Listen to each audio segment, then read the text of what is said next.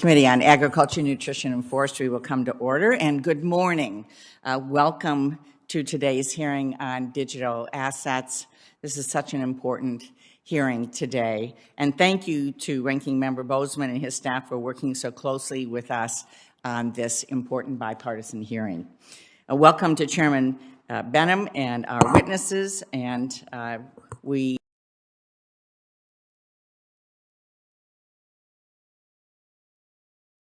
are really looking forward to today's discussion.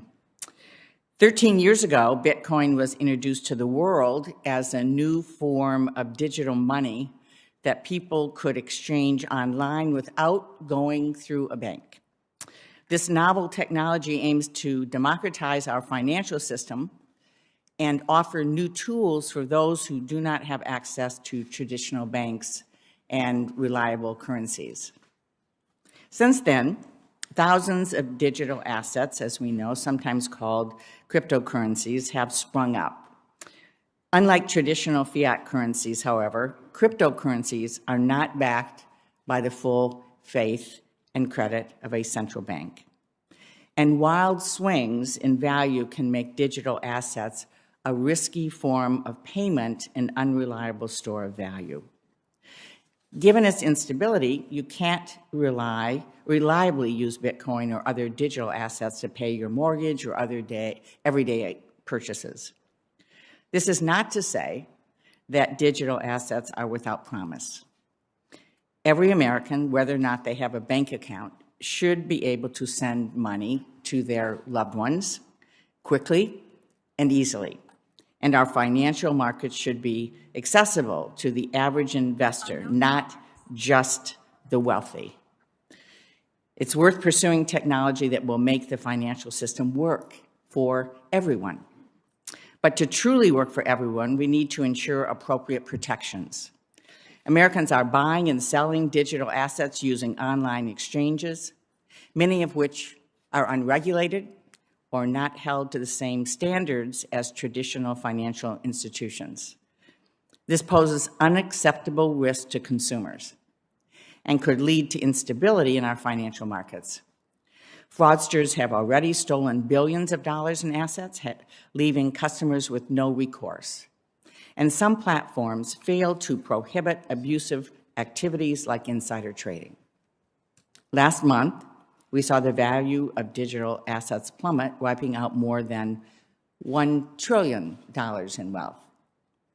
And 1/3 of Americans who have traded digital assets earn less than $60,000 a year. New technologies are making it easier for Americans to buy crypto with the press of a button. However, this ease of access can backfire when their assets drop in value overnight. Finally, we cannot overlook the outsized climate impacts of Bitcoin and other digital assets. Astonishing amounts of energy are currently being used to mine certain digital assets. When those sources of energy are fossil fuels, digital assets threaten our progress in fighting the climate crisis. The carbon footprint of this technology must be addressed. Digital assets may have been designed to democratize the transfer of money, but that does not mean they should operate without rules. History has shown us time and again that this is a mistake. The good news, regulation and innovation are not mutually exclusive. If they were, our financial markets would not be the strongest in the world. But we can't afford to wait until the next crisis. Congress must work with regulators and the Biden administration to design a framework that protects consumers and our environment and keeps our markets fair, transparent, and competitive. The CFTC will play a key role in that effort. It currently regulates digital asset derivatives and polices fraud in the spot market. I look forward to hearing from Chairman Benham about the work his agency is doing in this area, the challenges it presents, and what we can do to make these markets safer for everyone. Now I'd like to turn to my friend and ranking member, Senator Bozeman, for his opening remarks. Well, thank you very much, Madam Chair. It's great to be here, and we want to thank the panel for participating. I want all of y'all to be extra special nice to Senator Tuberville today. He's kind of grouchy. Uh-oh. Coach is grouchy. Arkansas got after the #1 Auburn basketball team yesterday in Fayetteville. So I'm happy. He's a little grouchy, but he'll get over it. So I am pleased to join Chairwoman Stabenow today as we examine the ways in which digital assets and blockchain technology are impacting financial markets. As this industry continues to grow, questions remain as to the proper role the federal government and regulators should play in encouraging further innovation in this space while ensuring market integrity and customer protection. Digital assets and blockchain technology have already and will continue to change the way global markets function. Currently, digital asset, spot, or cash markets are subject to a patchwork of regulations at the state and the federal level. It's therefore critically important we think carefully about how we move forward in this area. Last month, I was pleased to join Chairwoman Stabenow, along with both the chairman and ranking member of the House Agricultural Committee, in sending a letter to Chairman Benham. That letter inquired about the scope and the size of digital asset markets and whether the CFTC is currently working with other federal financial regulators to both support and police this growing financial ecosystem. Yes, it's true, bicameral, bipartisan collaboration can still exist, and we are demonstrating that at the agricultural committees, despite what else may be going on in Washington. And this must be the way we address issues relating to these markets going forward, because they are complicated and they touch so many of us, whether we appreciate it or not. I hope today's hearing provides an opportunity for both Chairman Benham and our esteemed industry stakeholders that are present with us to weigh in on the questions we posed in our letter.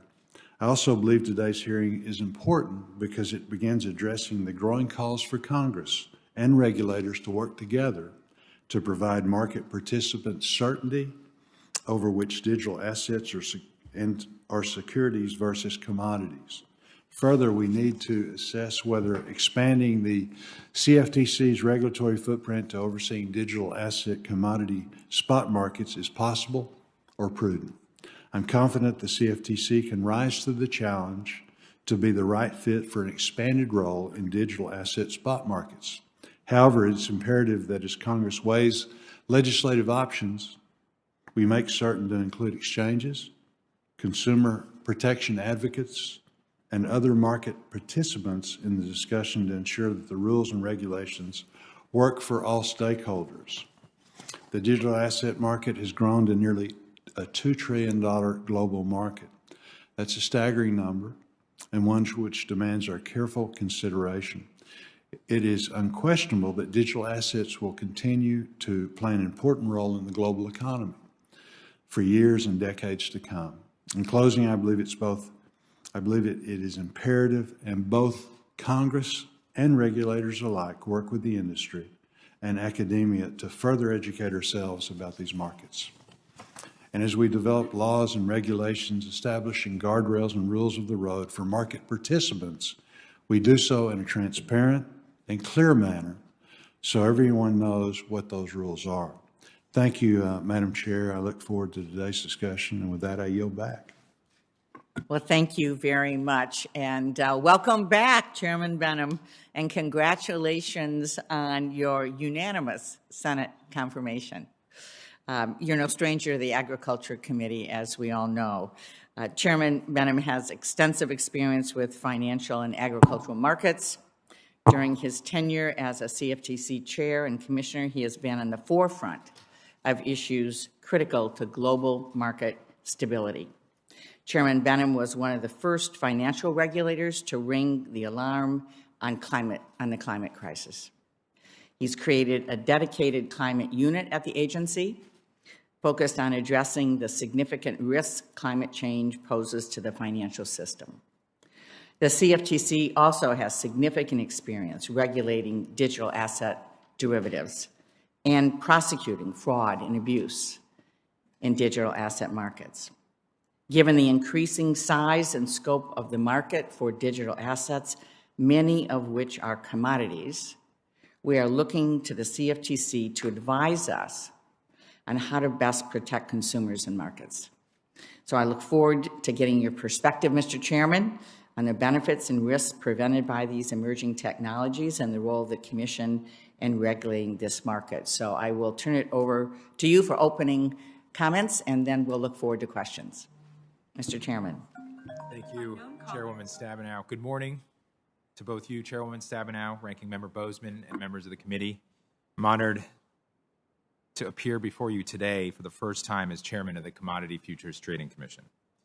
I appreciate the opportunity to share my views on digital assets and look forward to working with this committee as we collectively address the many issues related to this emerging technology. For over a century, the derivatives markets have played an integral role in the U.S. economy, facilitating risk management and price discovery and contributing to financial stability and predictability of prices that impact the daily lives of all Americans. As part of the CFTC's role in ensuring the integrity of derivatives markets, the agency understands a great deal about underlying reference cash markets, where producers, including farmers and ranchers, manufacturers, institutional investors, directly exchange agricultural commodities, energy products, precious metals, and even digital assets. While the CFTC does not have direct statutory authority to regulate cash markets, it does have fraud and manipulation authority. Accordingly, when the CFTC becomes aware of potential fraud or manipulation in an underlying market, either through regular oversight or surveillance programs, or through other means such as a whistleblower tip or referral, we address the misconduct through our enforcement authority.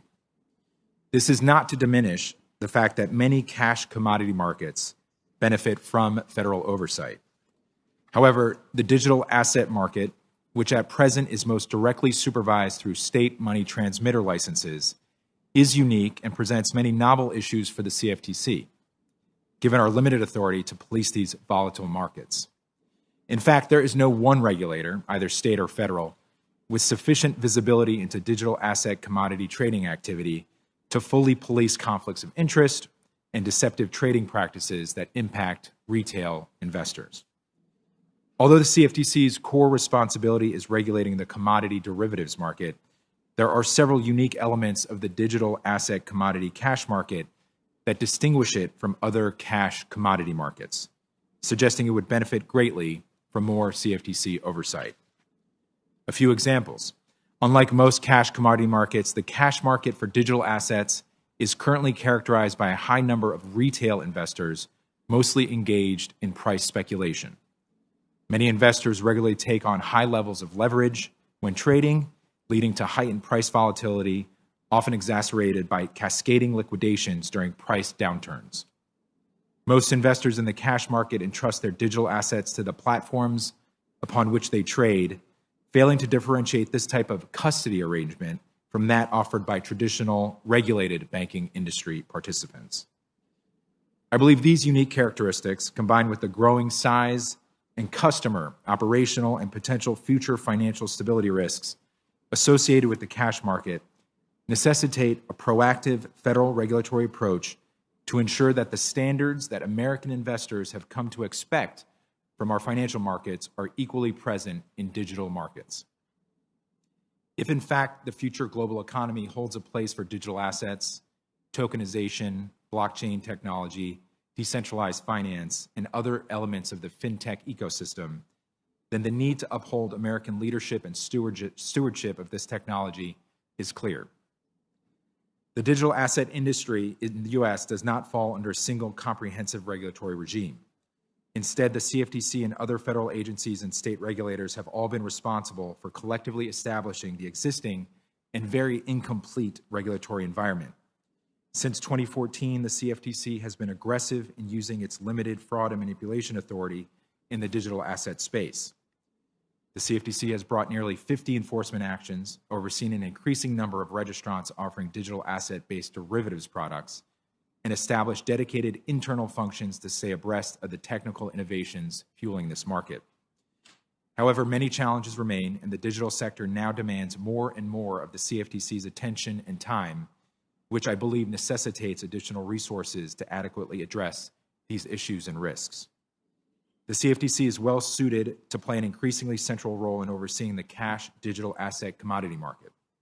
Fundamentally, the CFTC is a market regulator that ensures market integrity and vibrancy aimed at supporting financial stability, while ensuring individual customer protections through principles-based oversight of exchanges, clearinghouses, data repositories, and market participants. And we now stand ready to do the same within the digital asset commodity market. As chairman, I will ensure that CFTC continues to use our enforcement authority to its fullest extent in the digital asset commodity space to protect customers from fraud and manipulation. The nature of this innovation results in impacts to more than just financial markets. We are seeing several government agencies consider how this technology impacts federal policy related to payments, custody, illicit activity, national security, and a host of other issues. Additionally, reports regarding energy usage resulting from mining are staggering, oftentimes being compared to that of entire countries. On this note, I believe any regulatory response to digital assets must include measures to bring additional transparency to the conduct that makes this innovation possible. Internally, I have directed the CFTC's Climate Risk Unit and Lab CFTC to examine the climate implications of digital assets. Since its inception, the CFTC and its markets have been at the forefront of innovation and technological development. We have also been a forceful and disciplined cop on the beat. The continued emergence of digital asset technology presents risks and opportunities, and the CFTC stands ready to leverage its expertise and experience to confront both. Thank you for your time, and I look forward to answering your questions. Well, thank you very much, Mr. Chairman. And so we will begin 5-minute rounds of questioning from the committee. I do believe we have folks that are joining us, members joining us virtually as well. And so we look forward to everyone's questions. So let me first thank you for your response to the letter that we sent as chairs and ranking members of the House and Senate Agriculture Committees. I think it was important, as Senator Boozman indicated, this was a significant sign that we had all four corners signing a letter to you and expressing, interest in having more discussion with you on what the role is for the CFTC. And I would ask unanimous consent to enter your letter into the record. So ordered without objection. In the letter, I was struck by your statement that it's hard to estimate how many U.S. and retail participants are trading digital assets because the agency has limited visibility into this market. So I wonder if you could talk more and describe the CFTC's ability to surveil the digital asset spot market for fraud and manipulation, and what implications this has right now for the agency. Thank you, Senator. You're absolutely right. The authority is limited. It's limited to fraud and manipulation. And as I pointed out in my statement, this is a product of the relationship between derivatives markets and cash markets. We have a number of exchange-traded derivatives on crypto assets on several registered CFTC exchanges, but the visibility into the underlying market is limited at most. And we use our existing surveillance tools to work through some of the futures products and see if we can see participants, volumes, volatility. But in essence, this is an unregulated market. As I mentioned, we rely on state money transmitter licenses, but there is so much that we are not able to see because of this limited authority. I would point out the fact that the enforcement actions we've brought since going back to 2015 have largely relied on tips and whistleblowers. So in essence, we're relying on retail customers who are defrauded through Ponzi schemes or pump and dump schemes to bring information to us. We don't have the regular tools that we as a market regulator have in terms of pre-trade transparency, post-trade transparency, a concentrated order book, surveillance tools, market intelligence. We don't have any of these very advanced tools to monitor markets. So it's giving us a very, very narrow lens into what is actually happening in the market.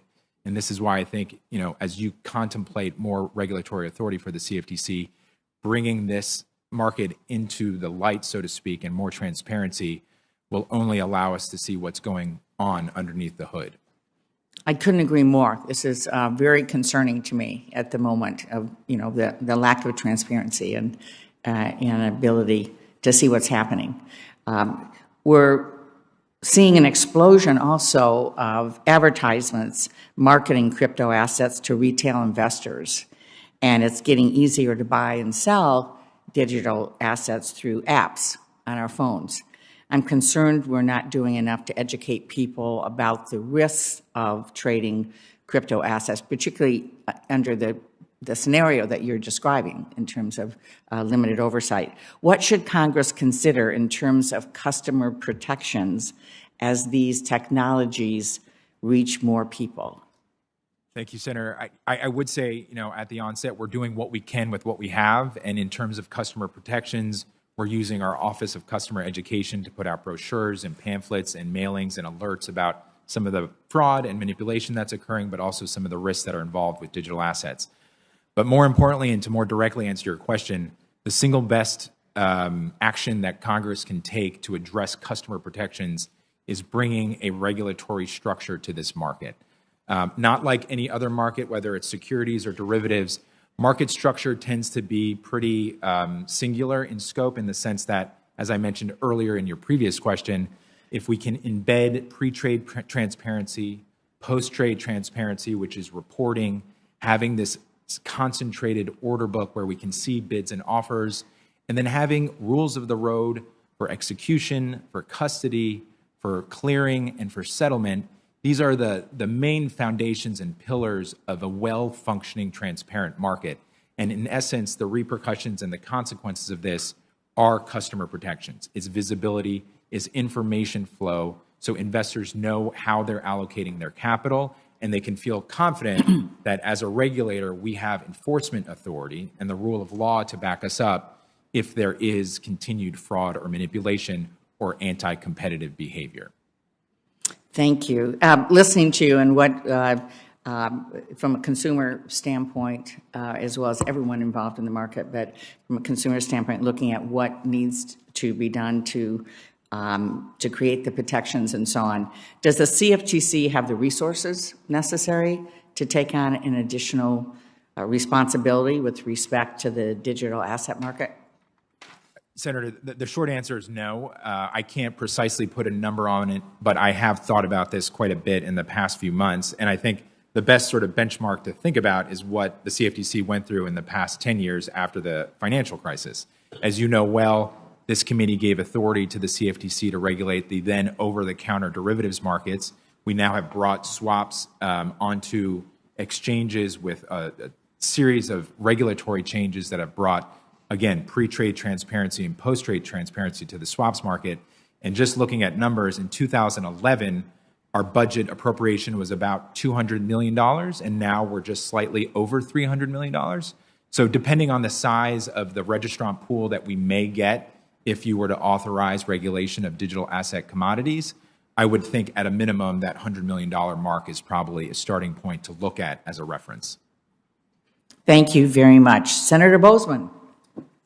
Thank you, Madam Chair. Chairman Benham, as you testified both today and during your confirmation hearing, you indicated that if Congress so decided, the CFTC would welcome expanded authority over digital asset spot markets. Why are current state-based regulations inadequate, and why do you believe CFTC is uniquely positioned to regulate the markets? Why you? Thanks, Senator Boozman.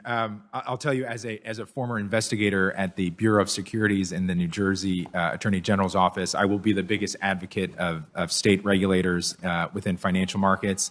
They serve an invaluable tool for customers at the state level, whether it's customer protections, customer education, and certainly enforcement. But from a market regulatory standpoint, from a market oversight standpoint, I think it's very important that we have as few regulators as possible, we have as few little fragmentation as possible, and single points of entry into the market.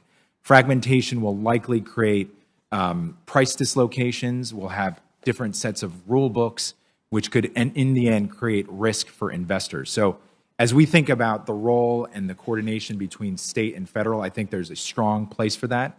As I said, states play a key role in financial market stability and protecting customers. However, from a market standpoint, I think it's important, given if at a minimum the national scope of these markets, but the international scope, that we have single regulators at the federal level to be that single point of entry for market oversight, for surveillance, and for a level playing field so that everyone's playing from the same rules. Mm-hmm. Should the CFTC be given an expanded role in regulating digital asset spot markets, how would you respond to any concern that this might open the door to future emission creep by the CFTC into traditional commodity spot markets, which I don't think would be appropriate or welcomed by myself or important ag stakeholders? Thanks, Senator. I unequivocally agree with you. I don't mean to suggest at all that this should be the start of the CFTC's role in a larger pool of cash commodity markets. As I said in my statement, many cash commodities, including in the agricultural space and the energy space, have existing federal regulatory oversight to some extent. This particular market is so unique because of the retail-facing element of it, and the fact that there is no oversight currently. I think from a congressional standpoint, as we think about this going forward, there is a way to legislatively limit the expansive or expansion of authority for the CFTC and make very clear that the direction you're giving us is very limited, surgically limited to just digital commodity assets and no other commodities. Mm-hmm. Very good. Cybersecurity, particularly the safety of customer assets, continues to play a large role in conversations focusing on the digital asset markets.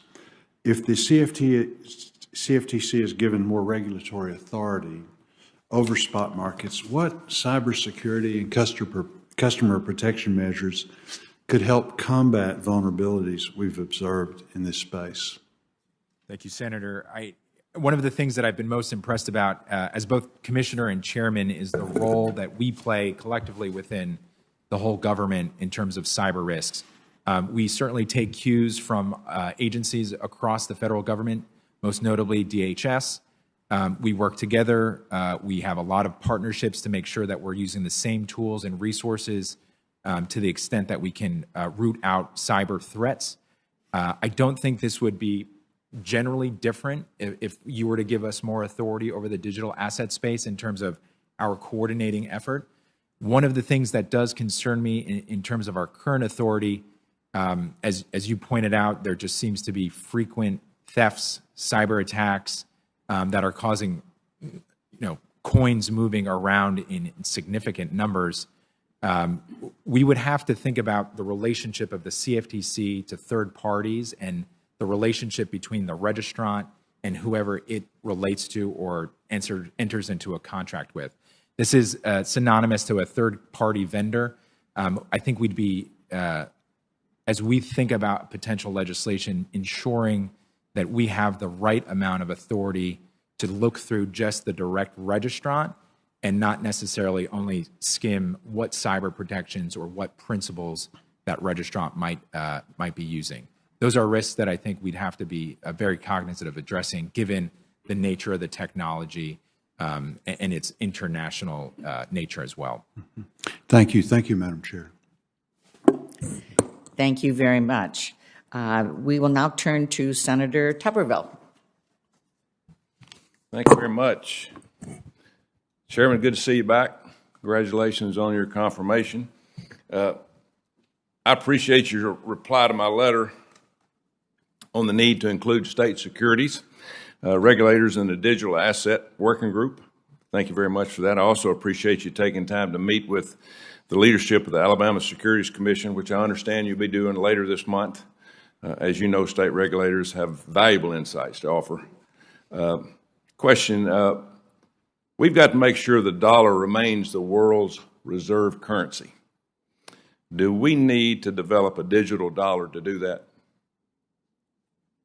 Senator, I wouldn't want to jump to conclusions about whether or not that is the solution to maintaining the dollar as the reserve currency, but I do think what I'm hearing from my colleagues across the government, most notably the Fed, the Federal Reserve, is that we are in a process of thinking about how we would implement this.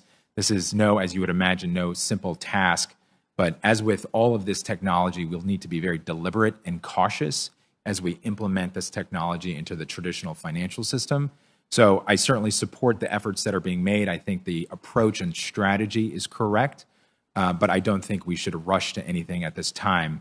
But depending on where this technology takes us, and I said this in my comment, we have to be prepared for it being a part of our larger macro and micro economy. And if it is in fact going to be that way in 5 years, 10 years, or longer, we need to prepare now. So I think the steps that my colleagues are taking over at the Federal Reserve and other agencies are appropriate, but I would just be mindful of the speed with which we do it and not getting into a race where we feel we have to catch up with other countries. As we've done in the past, we've been deliberate, and I think that's proven to be a successful strategy for the United States. Thank you. I'm a believer that every lawful business ought to have access to banking services. And I think you are too, regardless of the type of business they're in. For example, no oil or gas company or firearms manufacturer should be discriminated against when they're trying to open a bank account or get a loan. I've heard reports of regulators pressuring banks to cut off financial services to legitimate crypto businesses. Are you aware of this, and would you agree that it's wrong if it's happening? Senator, short answer is I am not aware of this. However, I do think I agree with you that we should not be cutting off certain services from the traditional banking system. However, I firmly believe this. I think the record is pretty clear that I think we need to address the climate crisis as soon as possible, and that is a collective action problem. So as much as we shouldn't cut off companies or institutions or individuals from traditional banking services, I think we need to make individuals aware of what's coming and what we need to do to manage the transition risk of moving away from carbon-intensive energy sources. How could foreign adversaries like China, Iran, and Russia use crypto-related cybercrimes to harm our citizens and our national interest? And what is your agency doing to address, these threats? Senator, this is a problem. I mean, this is the limited scope of visibility we have into the market. I would just point to, you may be aware, but the Justice Department just seized $3.5 billion of Bitcoin yesterday from a hack that occurred in 2016. I think the lessons from that announcement from the Justice Department are that this technology is traceable, that we can work through the web of sources and the movement of these funds, but it takes time, and that the technology is going to be incrementally improving over the next few years. But that said, as we face adversaries across the globe who will use this technology to move money around and to take action that will negatively affect the United States, I firmly believe that bringing transparency through a regulatory structure to financial markets will only be a positive step in shedding more light and giving our prosecutors, whether it's at the Justice Department or at the state level, more access to information of individuals, institutions, and the flow of this digital commodity so that we can root out fraud and bad actors and find these individuals who are trying to do harm to the United States. Yeah, I understand the White House is working on a digital asset executive order. Have you or your staff been part of these discussions? They have been a part of the discussions, and they've been working with the White House quite frequently over the past several months. I am not aware of the exact timing of the issuance of a potential executive order, but to answer your question, we have been participating and working with the White House. Thank you. Thank you, Madam Chair. Thank you very much. I believe we have Senator Smith with us virtually. So, Senator Smith.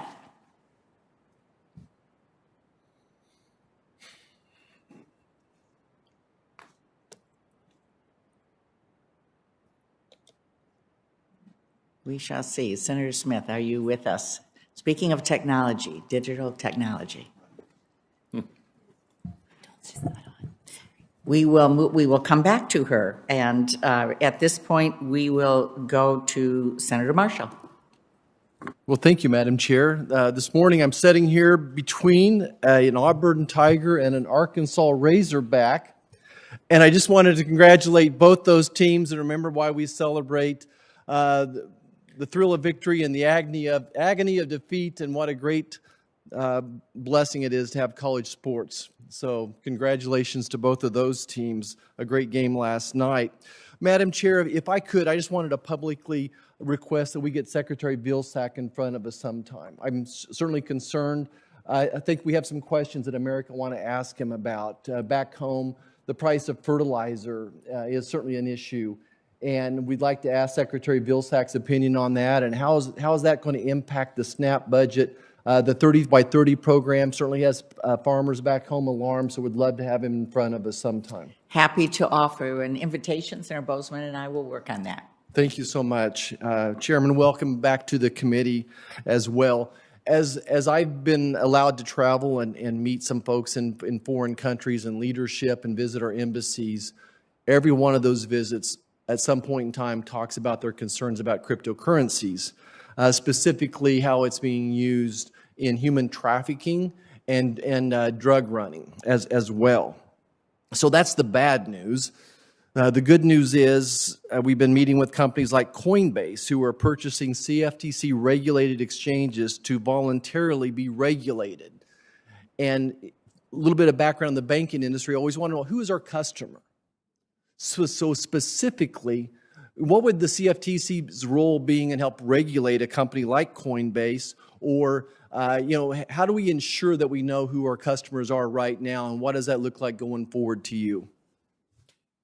Thank you, Senator Marshall. With respect to that particular acquisition, and that's not been the only one in the past few years, my understanding is that they will use that entity that has a CFTC license to trade derivatives. I don't know if that will evolve or change, but we do have a number of onboarding processes and requirements in our law and the rules that we implemented off of the law to ensure that there are appropriate anti-money laundering, know your customer requirements, proper capital requirements, and that as a general matter, and these have developed over decades, as you can imagine, that individuals know your customer, both from an individual retail or institutional investor standpoint to a broker or an FCM, to the exchanges, the clearinghouses, and the data repository. So I am confident we have a very robust system in place. We work closely with the exchanges and our SROs, most notably the National Futures Association, to ensure that we're doing our best to identify individuals who may be bad actors or participating in illicit activity. But would you agree with me, though, if they're not in an exchange of some sort with monitoring, that they don't know who their customer is right now? Absolutely. Do you agree with the folks who are telling me that there's a significant concern that this is being used for human trafficking and drug smuggling? I do agree. And what would the CFTC's role, what would you do to put meat on the bones to make sure that we do, that we're able to control that? What could you do if you were given more authority? Senator, I think it's literally bringing this market into the regulatory fold. And it's not unlike what I was saying earlier to Senator Tuberville about the Justice Department case yesterday. If this ecosystem exists outside of the regulatory fold, all of these steps, all of these processes that we built over decades to protect investors, protect individuals from illicit activity are unregulated. Now, to some extent, these institutions do these things, but it's not enough. And I think we need the full power of the federal government, the rule of law, and our enforcement authority to send a message to both deter this activity, but root it out if it occurs. So I don't think it would require anything new or different than what we do with respect to our regulated entities. We just need to bring it into the regulatory fold. Certainly my farmers and ranchers back home are not my grandparents' farm. They use CFTC markets to hedge bets, as a risk management tool. That's the best way to describe it, a risk management tool. Do you see an opportunity for these cryptocurrencies to offer them another risk management tool? It depends on how certain, some of the coins are stores of value. Bitcoin has been most notably compared to gold or as a store of value. We've seen a direct correlation between the price movements of Bitcoin and traditional assets as opposed to a safe haven asset. But I don't want to get into too many details there, but I could see in the future, depending on the development of the coins, that some of these tools could be used as a risk management tool against certain movements in currency or other commodities. But we would need a lot more time to see sort of the movement of the coins relative to other commodities or currencies to see how it might be a risk management tool. So last question, Bitcoin smells like a commodity, it looks like a commodity, it tastes like a commodity. Is Bitcoin a commodity? Per a Eastern District of New York Federal District Court ruling in 2018, it is a commodity. Thank you. I yield back.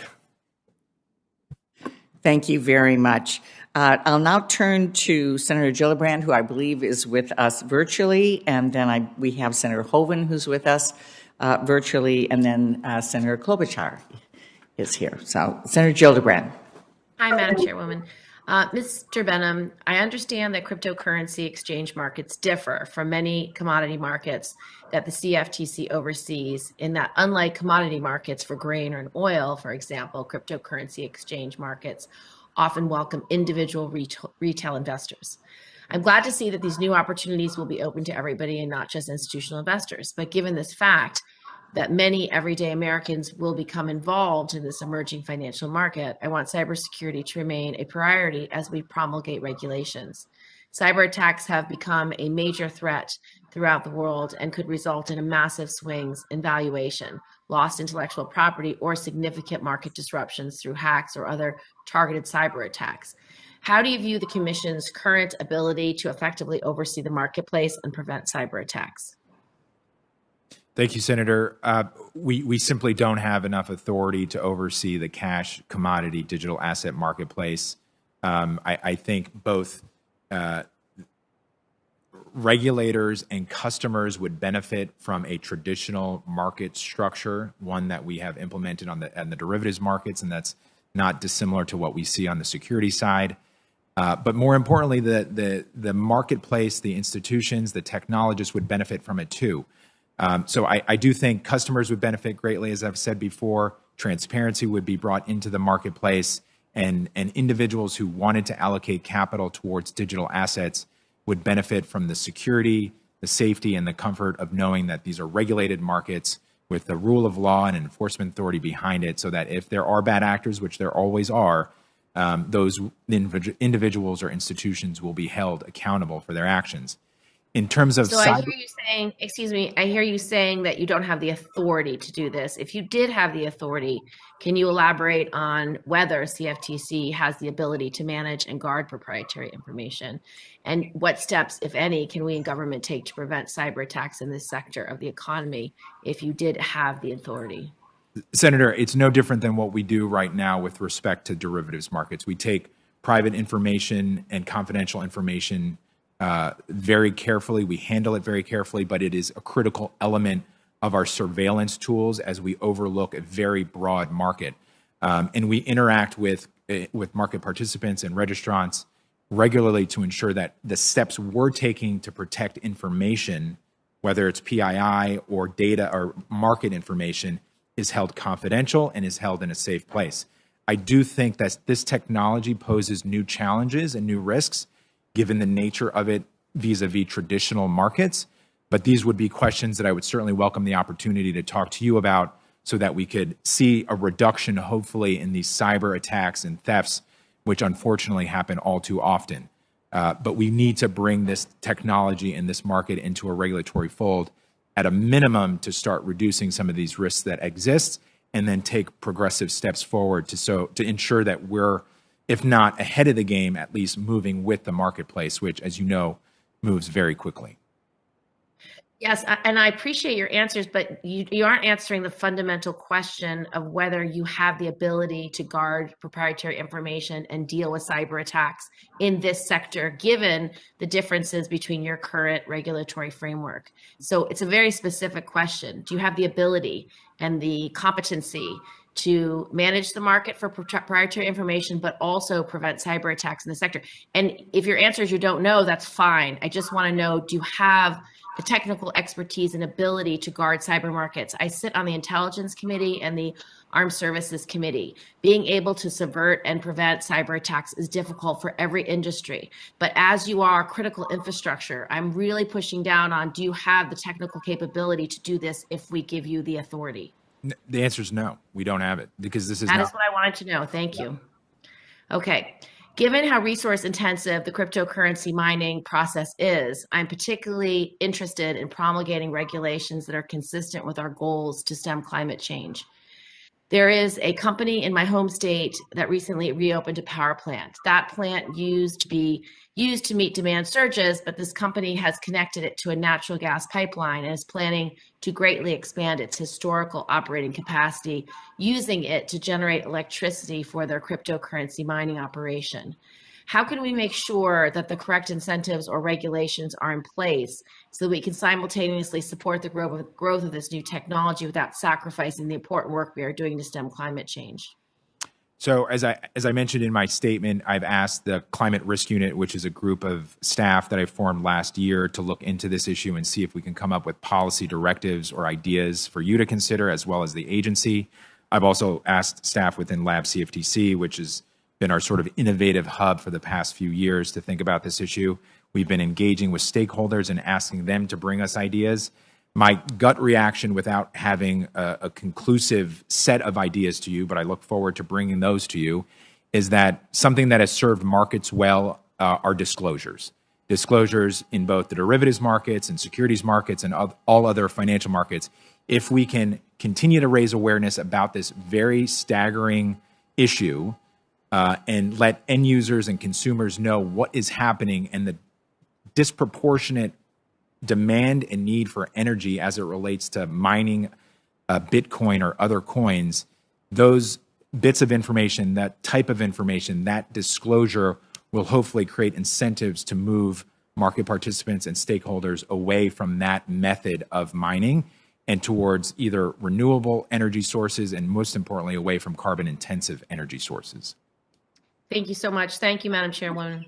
Thank you very much. Senator Hoeven, I believe, is with us digitally. Thank you, Madam Chairman. And Chairman Benham, would you characterize cryptocurrency as a commodity, a currency, or a security, and why? Senator, there are thousands, if not hundreds of thousands, of digital assets and cryptocurrencies, so I wouldn't want to identify them collectively.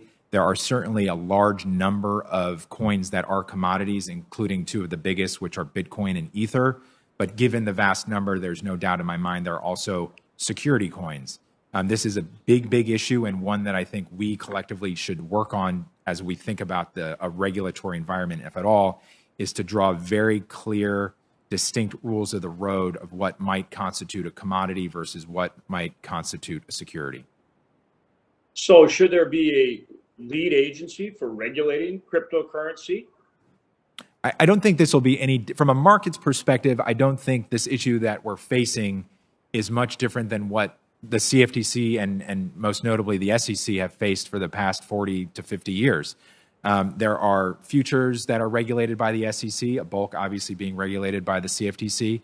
The swaps market, which this committee knows well, when Dodd-Frank was passed, we had to create a line between traditional swaps and security-based swaps. We have a great relationship. I don't think this is any different, would require a lot of hard thinking, novel questions, legal implications, but I certainly think we could end up in a place where both regulators, both agencies have jurisdiction over cash markets, us, the CFTC, having it over commodities, the SEC having jurisdiction over securities.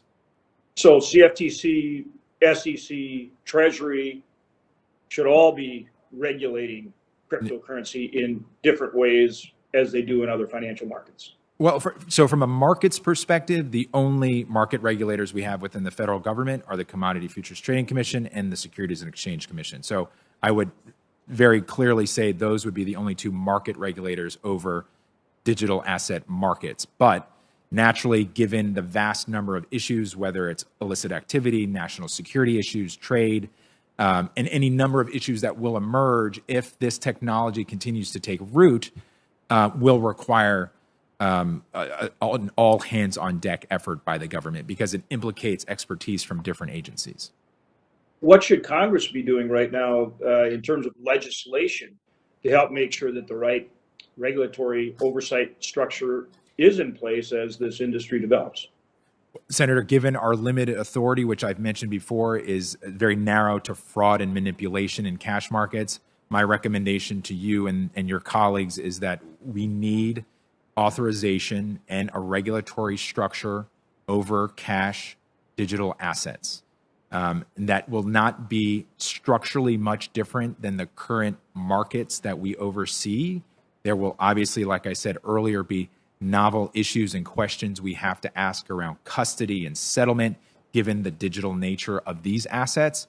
But in terms of general market structure, we need to embed core principles like pre-trade transparency, centralized and concentrated order books, post-trade transparency, and clear, consistent rules around custody, settlement, clearing, and other elements of the trading process.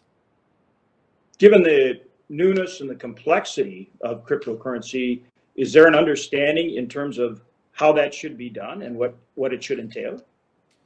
I think there's a general understanding, and this goes to my previous answer is, and I say this with a bit of caution, but markets are markets. And what we've observed to the extent that we can is that these assets, regardless of the fact that they're so unique from traditional derivatives or securities, they function and trade just like any other asset would on a marketplace. So I do think the decades of experience we have within the United States, going back well over 100 years, will inform us nicely in terms of what market structure we need to start with, in terms of what the framework would look like. However, time will pressure us to force all of us collectively to ask very difficult questions and novel questions about the technology, about the traceability, about the sourcing, that will go most notably to custody issues, but also what exactly are we identifying as a reportable transaction? What information do we need? And ensuring that it's similar and consistent globally above all else. But these are questions that you're welcome to ask and discuss with you. And I don't mind out of time here, but and you think that this is going to continue to grow and be a very pervasive source of executing financial transactions? Senator, I'd be hard pressed to say no to that question. I'm very cautious in what I say about what the future may hold. But as the chairman of the CFTC, I do think my responsibility is to assume that it will continue to take root and that this technology will continue to emerge and wind itself into traditional finance. If we don't approach the technology that way, we run the risk of stability and safety and soundness issues even in a few years, let alone 10 or 20 or 30 years. So I think we have to work under the assumption that it could, and it will, and whether or not it does, whether it's parts or the whole sort of concept of digital assets is irrelevant. I think the important thing is to focus on the assumption that it does and start to build the building blocks of a regulatory structure now so that we don't run into continued problems and risks, whether it's cyber, theft, illicit activity, or financial stability risks in the future. Thank you very much. Thank you, Senator Hoeven. Thank you, Chair. Yeah, Thank you. Madam Chair. Senator Klobuchar. Well, thank you very much, Chairman Stabenow. Thank you, Senator Bozeman, for having this important hearing. Thank you, Mr. Chairman. You know what they say in the Senate, everyone said it, but I haven't. So I'm going to ask you a few follow-up questions that I heard my colleagues, and I appreciate your answers. As you noted, there is no one regulator at either the state or the federal level with sufficient visibility and authority into digital asset trading to fully go after some of the conflicts or deceptive trade practices impacting retail customers. Can you speak to the existing gaps between the CFTC and the SEC in the regulation? And do you have recommendations how to bridge that? I know you just gave some recs to Senator Hoeven, but that particular issue? And do you think, the final thing is gaps, Rex, and do you think the CFTC is well suited to assume a larger role over spot markets for digital assets? And what authorities do you need to do it? Thanks, Senator Klobuchar. In terms of gaps, the most noticeable gap is clarity around what constitutes a security and what constitutes a commodity. I think the Securities Exchange Commission has more authority than we do, certainly in terms of cash market regulation. But the question in terms of defining what and which of these digital assets are securities becomes the hardest question for both the agency and also market participants. For us, the bigger challenge, obviously, in addition to finding out what and which coins constitute commodities, is this cash market regulation, which segues nicely into your second question. We are a derivatives market regulator. We do not regulate cash markets. We would need more congressional authority to regulate cash markets. I firmly believe we are well suited to do this. We have a long history of looking into, examining, and working with the digital asset marketplace. And at its core, we are a market regulator. And as I've said several times this morning, the core principles of a market are similar across all assets, and we are well suited. We have great expertise. We would certainly build up expertise to the extent we need it in certain places, referencing Senator Gillibrand's question. But I do think we're well suited to do it, and we're prepared as well. Are there parallels between how Dodd-Frank established a split regime for swap instruments and the need for regulation of digital assets today? Absolutely. And it's a perfect example and a perfect analogy because this was, a point of friction, 12, 15 years ago, but we figured it out. And Congress helped us figure it out. You gave us clear directives, and the two agencies did that over a number of years. And I could say pretty confidently that the market is well functioning, and each of the agencies have relative jurisdiction over different types of swaps, and we can do the same thing here. Mm-hmm. We know, and I know we've been discussions about this, we've seen exponential growth rising from a market capitalization in cryptocurrency from $1.6 billion in 2013 to nearly $2 trillion today. And the popularity of these assets has been attributed to their ability to diversify investment portfolios. We know all the hedge against risk. But with the growing popularity, as I mentioned, of spot market trading, how does the CFTC go about disseminating information to the general public about scams and things and getting it out there? Because this is a brand new frontier for many people. And that is my past experience as a prosecutor. I know when there's brand new frontiers, the scammers are there. They are. And we're seeing the traditional methods used, whether it's Ponzi schemes, pump and dumps. I'll note that we even put out a notice earlier this week or late last week about dating apps and scams happening through dating apps. It is no different than what we've seen. They're just using this new asset class as a tool to prey on vulnerable individuals. We're using our Office of Consumer Education to do as much as we can with what we have to let the public know about the risks associated both with the assets, but also with the scams that are happening. And, as you would know as well as anyone, we have to rely on tips and whistleblowers to bring some of these fraud and manipulation cases, which is extremely helpful, but it is so limited. And I fear that there is a well of fraud and manipulation happening and individuals losing money that we are just not aware of because this market is very opaque. Thank you. Thank you. Thank you so much. I believe we have Senator Booker with us virtually. Senator Booker. Yes, you have me. Thank you very much. Yes. This is a really exciting hearing. I want to thank our chairwoman for hosting it. I actually believe there's some urgency that we act in this space. I think that we can create a more sensible regulatory framework. I've always been concerned about with technology moving, the lack of government's ability to move at the speed of technology undermines the ability for Americans to apply this technology. I came into the Senate on the Commerce Committee, and I remember the FAA was regulating drones in such a horrible way that other countries like France were using drones for dangerous missions, from fixing poles and wires to doing mining work. where we in the United States, we're still seeing death rates that could have been avoided with technology, but the FAA was so over-regulating this new technology. And I said to the then chairperson of the FAA that if you were around during the time of Orville and Wilbur Wright, we would have never gotten off the ground. And so this is one of those cases where we are already seeing some of the hopeful, optimistic possibilities in cryptocurrency. It has a democratizing of force.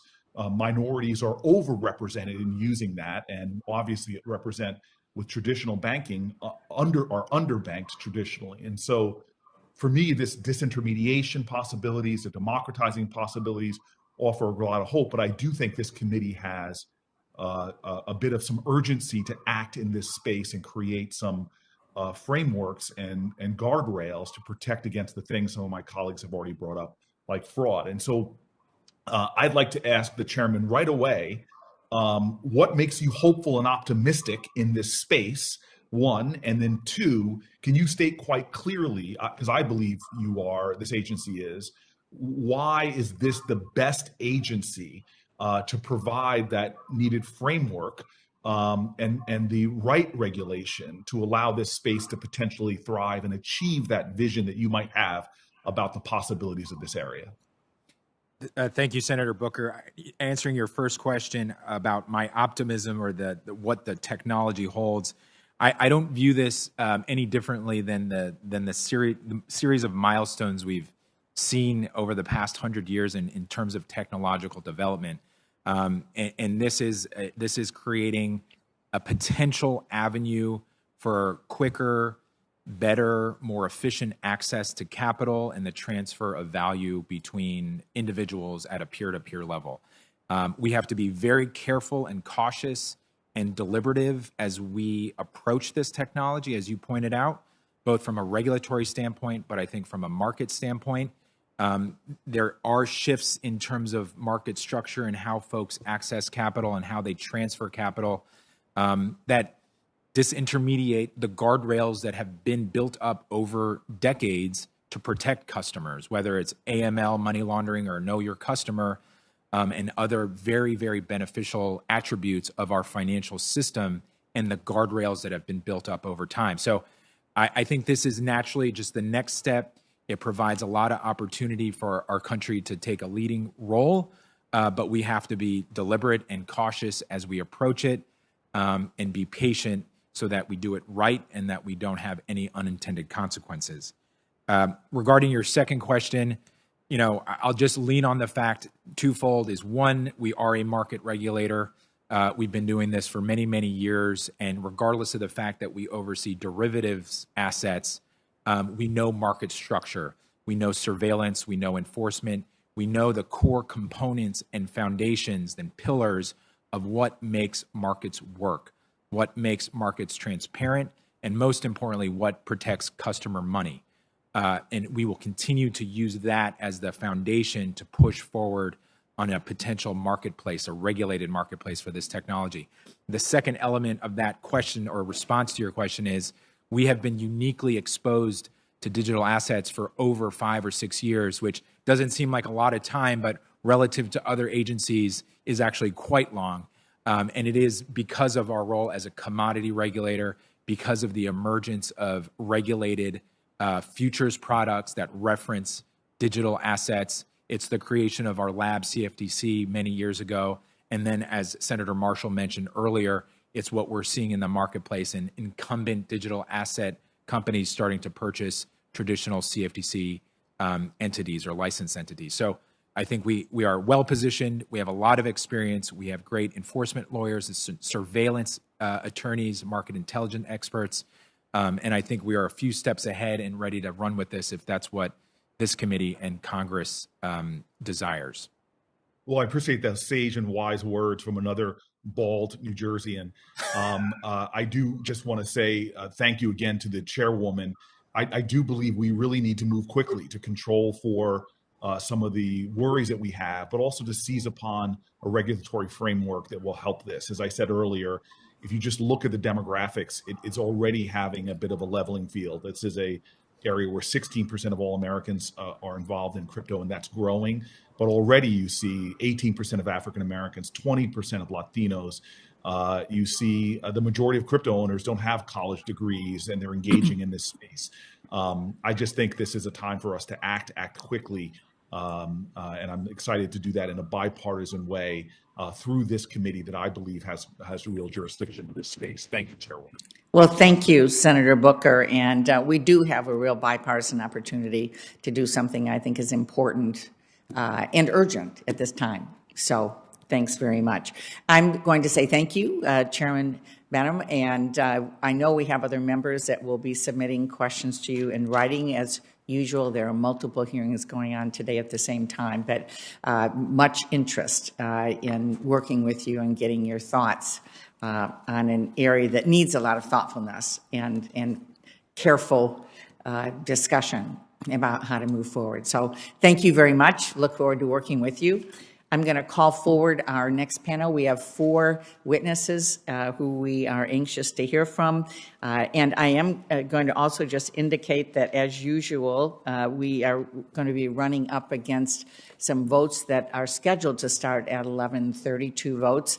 We'll just be flexible here on how we move forward. But as you come to sit down, I'm going to begin introductions in the interest of time. So I want to welcome the 4 members of our second panel. All 4 of you are leaders and educators in the digital asset marketplace.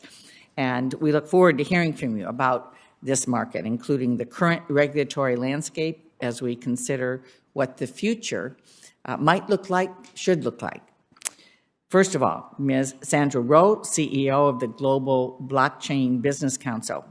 With her experience in investment banking, currency markets, and digital assets, Ms. Rowe is a frequent university guest lecturer and educates lawmakers, businesses, and the media on blockchain technology. Ms. Rowe is an appointee to the New York State Digital Currency Task Force and serves on various international advisory councils, including the World Economic Forum's Digital Currencies Governance Consortium. While at the CME Group, she led the exchange's work on developing a Bitcoin futures contract and filed CME's first crypto derivatives patents. Second, Mr. Sam Bankman-Fried is the co-founder and CEO of FTX, one of the world's largest digital asset trading platforms. He co-founded the company in 2019 and formed FTX US in 2020 to service US customers. Its affiliate, FTX US Derivatives, is one of the first crypto-based exchanges to be registered with the CFTC to offer digital asset derivatives. Prior to his involvement in the digital asset space, Mr. Bankman-Fried was a quantitative trader at Jane Street Capital. Mr. Kevin Werbach is a professor of the Wharton School and the director of the Wharton Blockchain and Digital Asset Project. He is the author of a book titled The Blockchain and the New Architecture of Trust. As an educator, he focuses on the business, legal, and public policy implications of emerging technologies, including digital assets.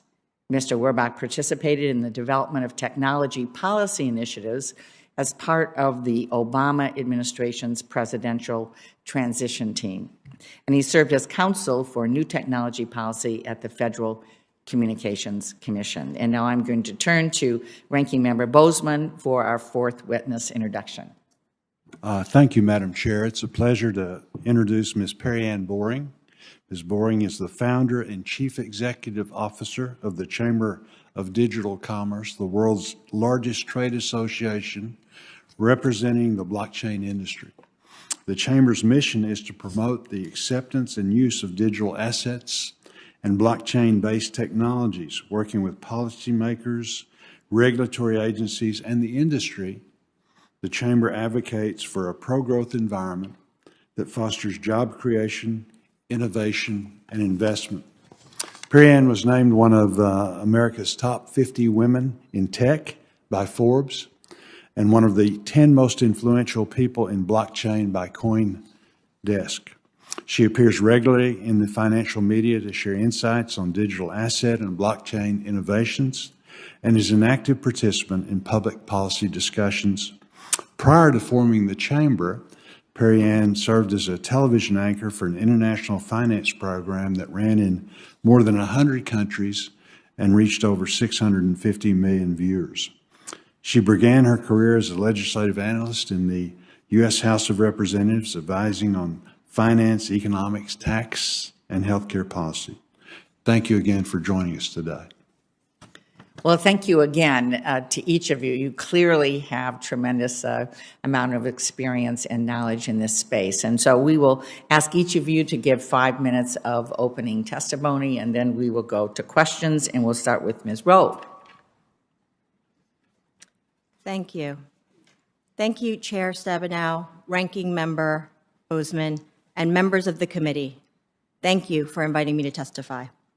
My name is Sandra Rowe, and I am the CEO of the Global Blockchain Business Council, the leading not-for-profit industry association for blockchain technology ecosystem, representing nearly 400 institutional members. I began my career as a financial engineer at Deutsche Bank and Morgan Stanley. Subsequently, I led CME Group's digitization team, where we pioneered some of the earliest regulated cryptocurrency products. And for example, the CME Bitcoin futures today, on which US Bitcoin ETFs trade. At CME, my team worked together closely with the CFTC. And these close relationships were critical to our ability to innovate effectively and responsibly. Today, I will share 3 blockchain use cases that are moving our society in a more secure, transparent, and equitable direction. But first, as requested by the committee, I will start with some basics. The Bitcoin white paper, published in 2008, outlined a peer-to-peer electronic cash system using a consensus mechanism known as proof of work.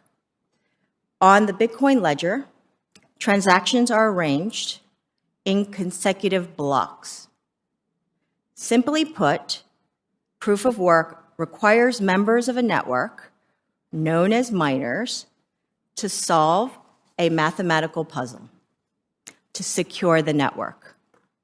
Once a miner solves and confirms a transaction, it is assigned to a block. The block is timestamped and added linearly to the blockchain.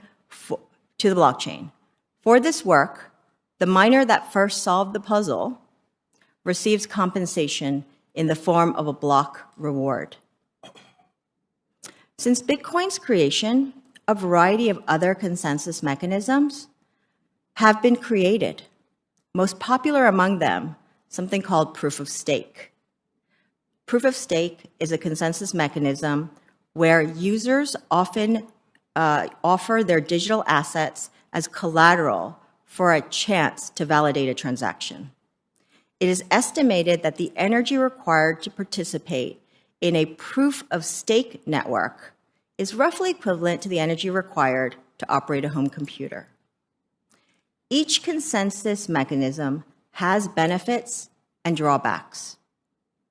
Regardless of the consensus mechanism, most blockchains share the following attributes. Blockchains help us move data as value in a secure, lower-cost, peer-to-peer model. Blockchains necessitate collaboration. Blockchains facilitate permanence of records, which makes cooking the books or tampering with records extremely difficult. Finally, blockchain transactions are traceable. Most ledgers are pseudonymous, making it possible to track the flow of funds. So what does this look like in practice? The First National Bank of Omaha is working with a consortium of partners to create Cattle ID, a system that uses blockchain to create unique digital identifiers for cattle and enables cattle ranchers to add health and treatment records to each animal. Another company, Circular, is tokenizing critical minerals and metals to track their journey from mine to factory to recycling. These materials are essential to the technology and automotive industries. Enhanced tracking and tracing of these materials can increase accountability and reduce the exploitation of people and planet. Finally, the Interwork Alliance, Microsoft, and others are working to create transparent and functional voluntary carbon credit markets. By creating common standards, they are helping markets reduce fraud, improve discovery, and create more accurate calculations of carbon offsets and credits. Harnessing this technology to solve real-world problems and expand economic opportunities will be a generational effort. It is not too late for the U.S. to lead. I look forward to answering your questions today. Thank you very much. And next, Sam Bankman-Fried. Welcome. Thank you, Chair Stabenow, Ranking Member Bozeman, and members of the committee. Thanks so much for having me here today. I'm Sam Bankman-Fried, the CEO and co-founder of FTX. We are a global digital asset exchange. We were founded in 2019, and today we have roughly $15 billion of volume that trade daily on the platform. One of the big things that I want to point to in the digital asset industry is the equitable access that it provides to users, which is somewhat unique to this industry. Traditionally, in order to get access to market data, you need to pay millions or tens of millions of dollars per year, often separately to each venue, such that only the largest and most sophisticated trading firms are even allowed to see the order book that they are sending their orders to. Intermediaries obscure the data, obscure the transparency. In the cryptocurrency industry and on FTX in particular, all of our market data is 100% free for everyone. It is available on our website for users, for regulators, for press, and any other interested parties. We don't charge licensing fees. We don't charge registration fees. We don't charge data fees. It's all available for free. In addition to that, in traditional market structures, most consumers do not have the same access to liquidity that the most sophisticated investors do.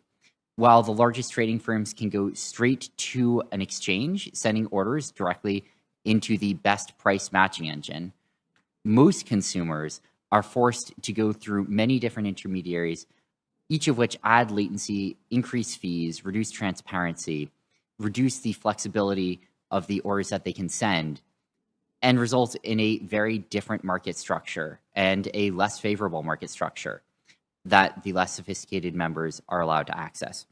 On FTX and in general in the digital asset ecosystem, everyone who is registered is allowed to send orders directly to our exchange in the same way. Whether you're doing it through our mobile app, our website, or our API, they all have the same access directly to our matching engine, and every user, from the consumer to the sophisticated trading firm, gets equitable access to our liquidity.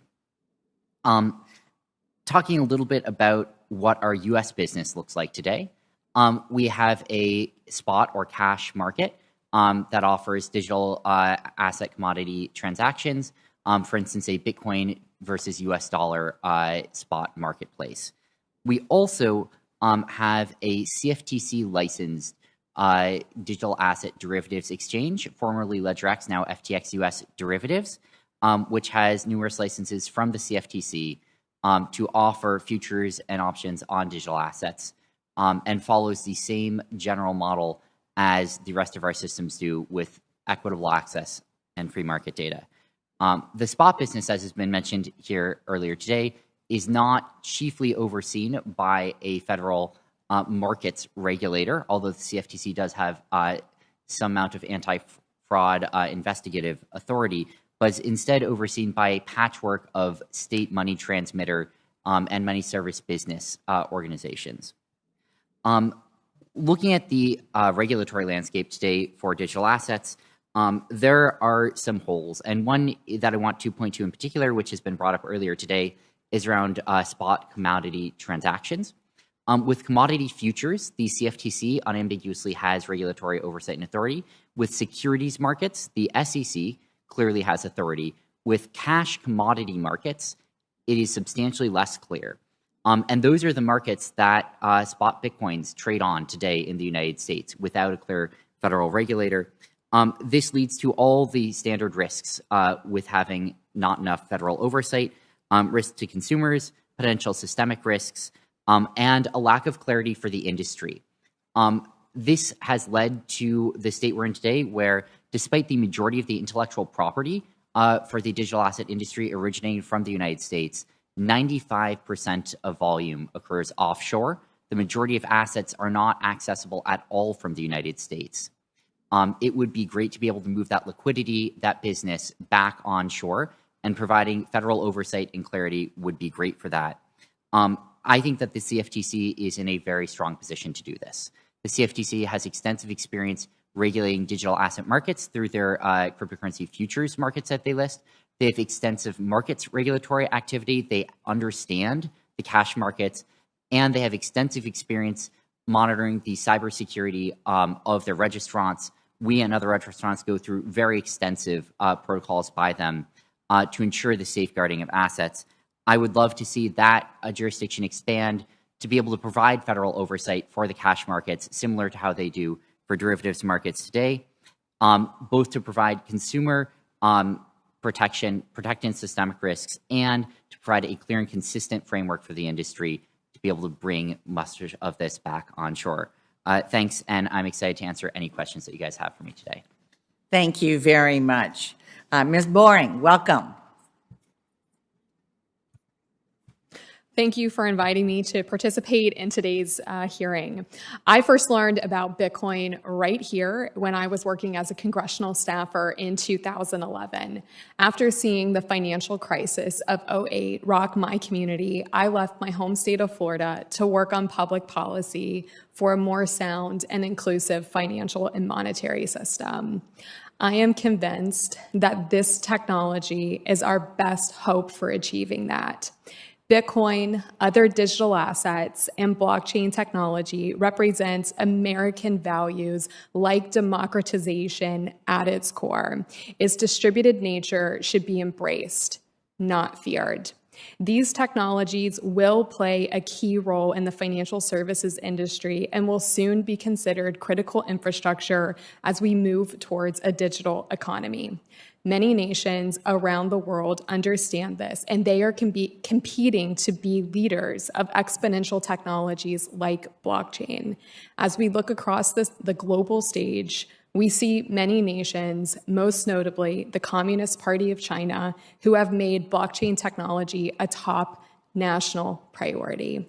We find ourselves in a new space race. It is the cyberspace race of controlling the systems and the governance that will power the digital economy. And I fear that we are so far behind that we haven't even acknowledged that there's a race underway. As the world's largest economy, the stakes cannot be higher. With that said, our nation has experienced these challenges before, whether it was the space race or internet innovation, and our experiences show us that we do best when we recognize the private sector is our greatest strength. As the first and the largest blockchain policy organization, we have over 8 years of experience in understanding the nuances and the complexities of digital asset policy frameworks. It is from this position that I urge the committee to consider two key issues: regulatory clarity and regulatory cohesion. Digital asset innovators have been operating in an unclear regulatory environment for far too long. In order for American businesses to be able to compete on the global stage, they need to know what the rules of the road are. Today, our regulatory structure is fragmented. There's regulators that police fraud and market integrity, such as the CFTC and the SEC.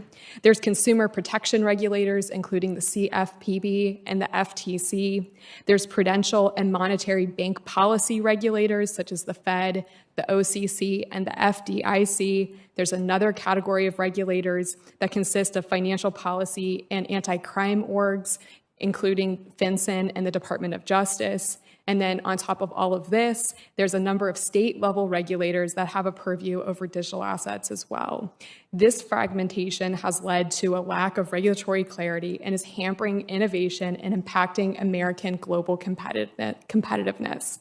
We have members who have been waiting for action by the regulators for over 5 years, only to take their products elsewhere.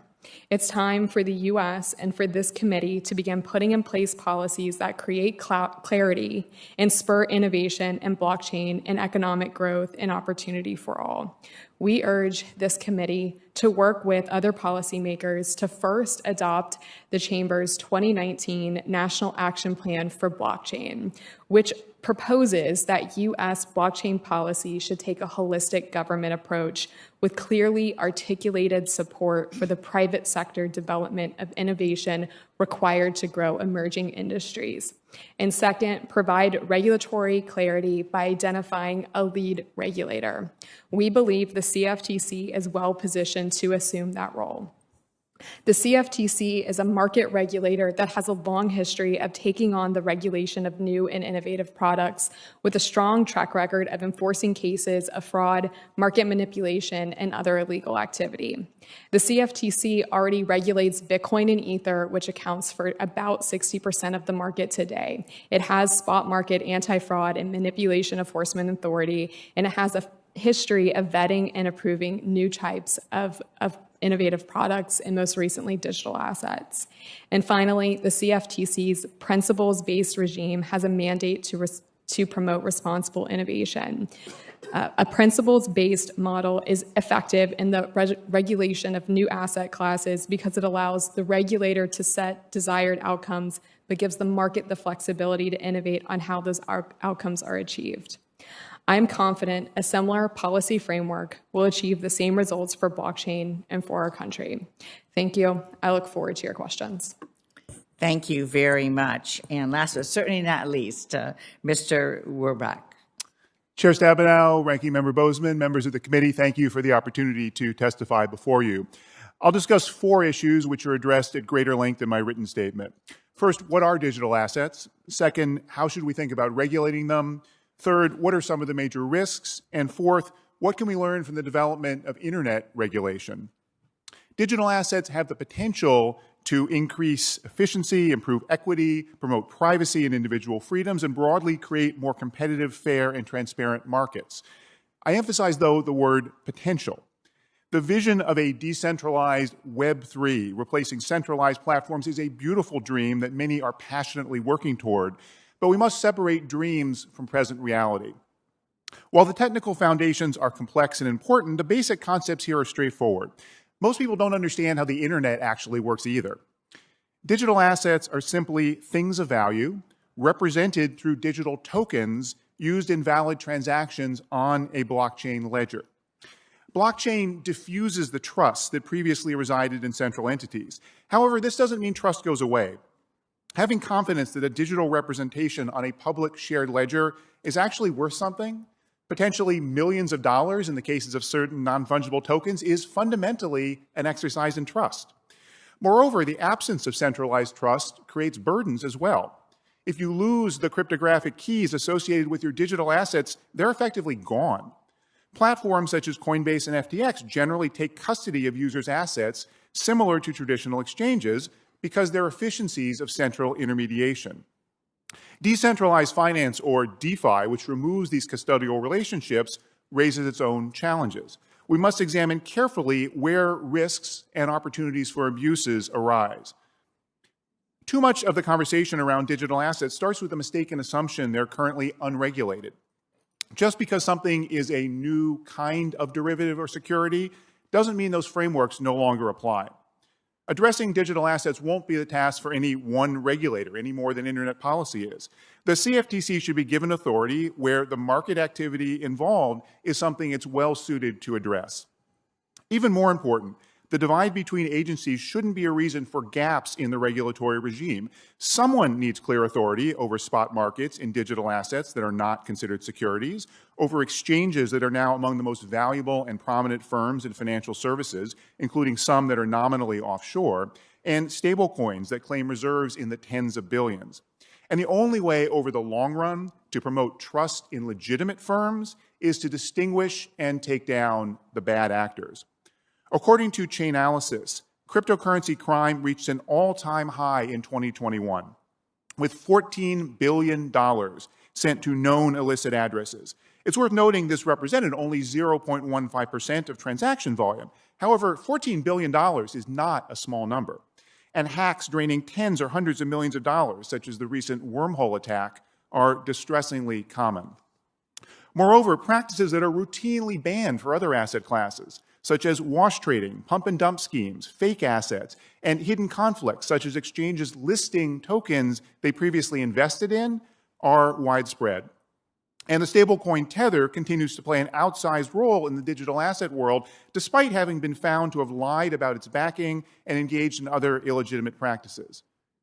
There's something wrong when sizable attacks and fraud are so common, yet investors and major firms appear to shrug them off entirely. Failing to lose trust in untrustworthy platforms suggests investors may not rationally be assessing risks. That could be a recipe for disaster. I helped develop the U.S. approach to internet regulation in the 1990s in the Clinton administration. The policy then was to avoid unnecessary restrictions on innovation while critically addressing the policy issues that arose.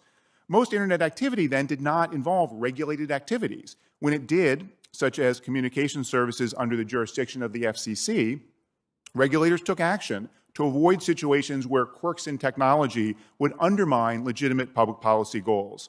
Many times I've heard that regulatory hurdles on digital assets would cause the U.S. to fall behind. Yet here we are, 2022, the U.S. is home to a large, diverse, and growing industry of digital asset and blockchain firms and investors, thanks to the dynamism of our economy and also to the trust in our markets. That said, the sooner the gaps in legal authority or ill-fitting rules can be addressed, the better.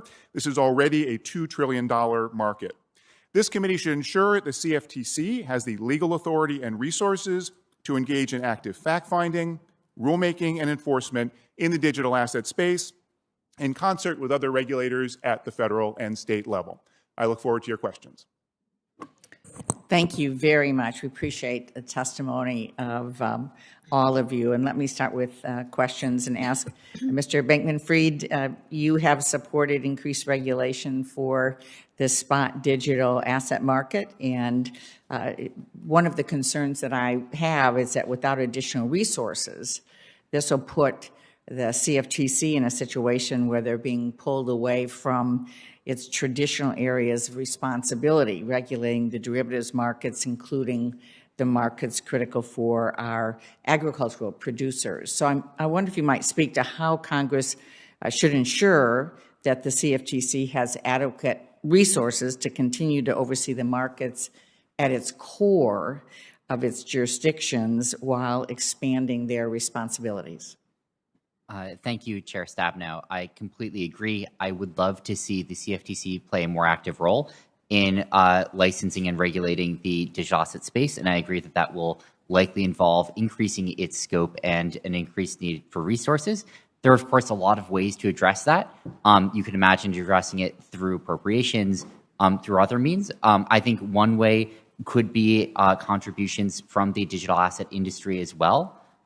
If that were the preferred approach, I know that we would be completely comfortable participating in that, so long as it was a reasonable framework. Obviously, we don't want it to be a blank check of infinite size, but you know, assuming that it is a well thought out and reasonable framework for supporting the licensing activity of the CFTC in the digital asset ecosystem, I think that would be healthy, and I think we would be happy to play a part. And I suspect that other members of the digital asset industry would as well. All right, thank you very much. I think this is going to be important, and certainly as in other areas and financial entities and so on, where there are fees and something that where folks are contributing. And so I think that's going to be important to be able to give the CFTC the additional resources to do what you and others are suggesting. So I appreciate that. Ms. Rowe, Bitcoin mining is, as we've talked about, is extremely energy intensive. The United States is now home to 1/3 of the world's Bitcoin mining, much of which is powered by fossil fuels. I'm concerned this is going to threaten our ability to combat the existential threat of climate change and strain our electrical grid. So can mining become more sustainable? And if so, what can Congress do to encourage this transition? Absolutely. Thank you very much for that question, Chair Stabenow. Firstly, if we go back 5-6 years, we had a different challenge in the crypto mining sector.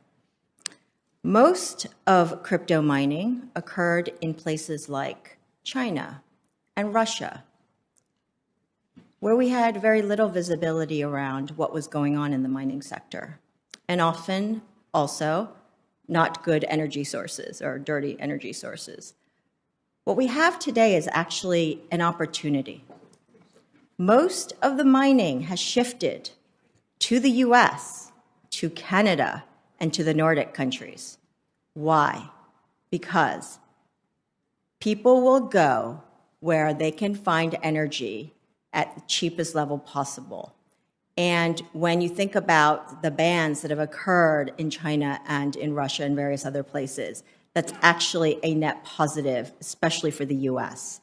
What we should do is to encourage the crypto mining firms to set up in an observed and obviously having proper oversight environment where we champion the move towards increasing renewable usage. But we bring this industry to the US and to Canada and to other peers. Why? Because we need that oversight and that visibility of what is going on in such an incredibly important sector.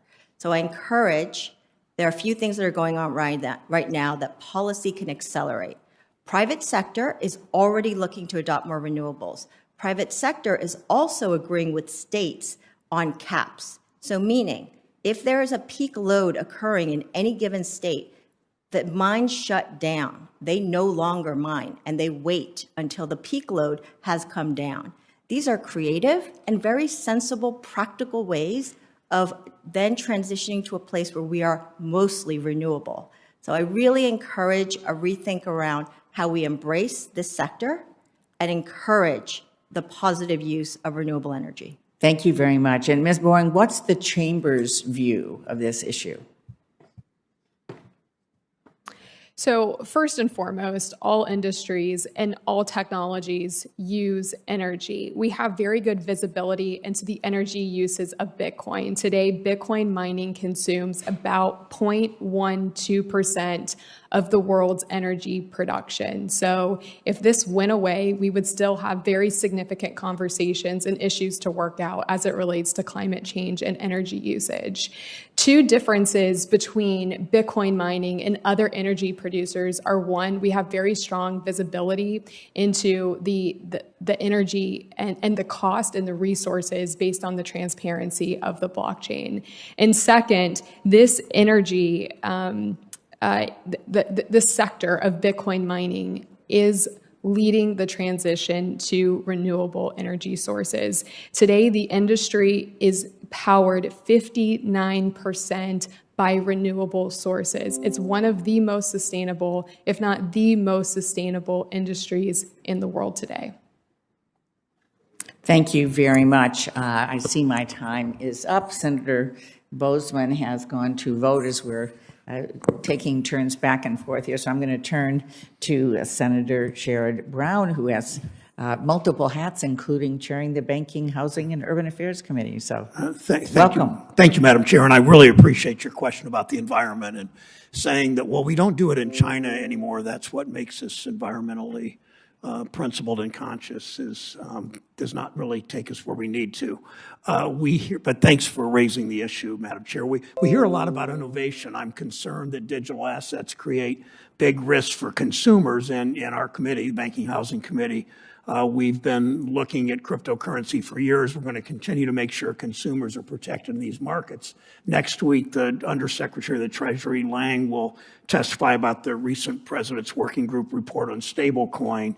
I look forward to coordinating with Chair Stabenow, and Senator Booker is very interested in this, and a number of others. And Senator Smith and Senator Warnock sit on both committees, so we have work to do there. I have a question to Mr. Warbach and then a question to Mr. Bankman-Fried. Mr. Warbach, digital assets make it easier to conduct transactions outside the regulations that keep criminals and terrorists from using our financial system. Yesterday, the Justice Department announced an investigation into 2 individuals that allegedly tried to launder more than $3 billion of stolen Bitcoin. Big risk here. How do we approach bringing digital assets within a BSA AML, anti-money laundering framework? Thank you, Senator. It's a very important question. There are all sorts of illicit activities that happen using digital assets, and there's a need to bring this whole ecosystem within the frameworks that we've established for illicit finance and to figure out new technological means to do that. Much of this involves finding mechanisms for entities to know their customers and to communicate that information and to provide surveillance capabilities for regulators. Now, the exact way that this happens may be different for digital assets, but in recent years, there's been movement in this direction. The Financial Action Task Force globally has adopted something called the travel rule for communicating information between virtual asset exchanges. And industry has started to work on coming up with the technological means to implement that in a way that's not inconsistent with regulation. But ultimately, it comes back to the fundamental issue that regulators need to have oversight. These need to be exchanges that are, and other entities that are subject to market regulators like the CFTC and the SEC that can figure out how to implement those kinds of requirements, because there's no question there is far too much financial crime going on. There's financial crime outside of crypto, of course, as well, but there's far too much going on using these assets. Thank you, Professor. Mr. Bankman-Fried, if we turn on the TV these days, there are ads for crypto everywhere. I understand this Sunday FTX will have an ad on the Super Bowl. I heard they are not cheap. There's no question that crypto companies want working people to put money on the line. That's who you're reaching out to. Last week, hackers stole $320 million from a crypto platform Wormhole. In this case, investors got lucky. The trading firm behind it came to the rescue. But we know we can't always count on those trading firms. There just isn't that much money. Crypto.com, that's the one we see if you watch college football. You see Matt Damon on just about every college football broadcast. Crypto.com lost $30 million last month. Scams and hacks are everywhere in crypto.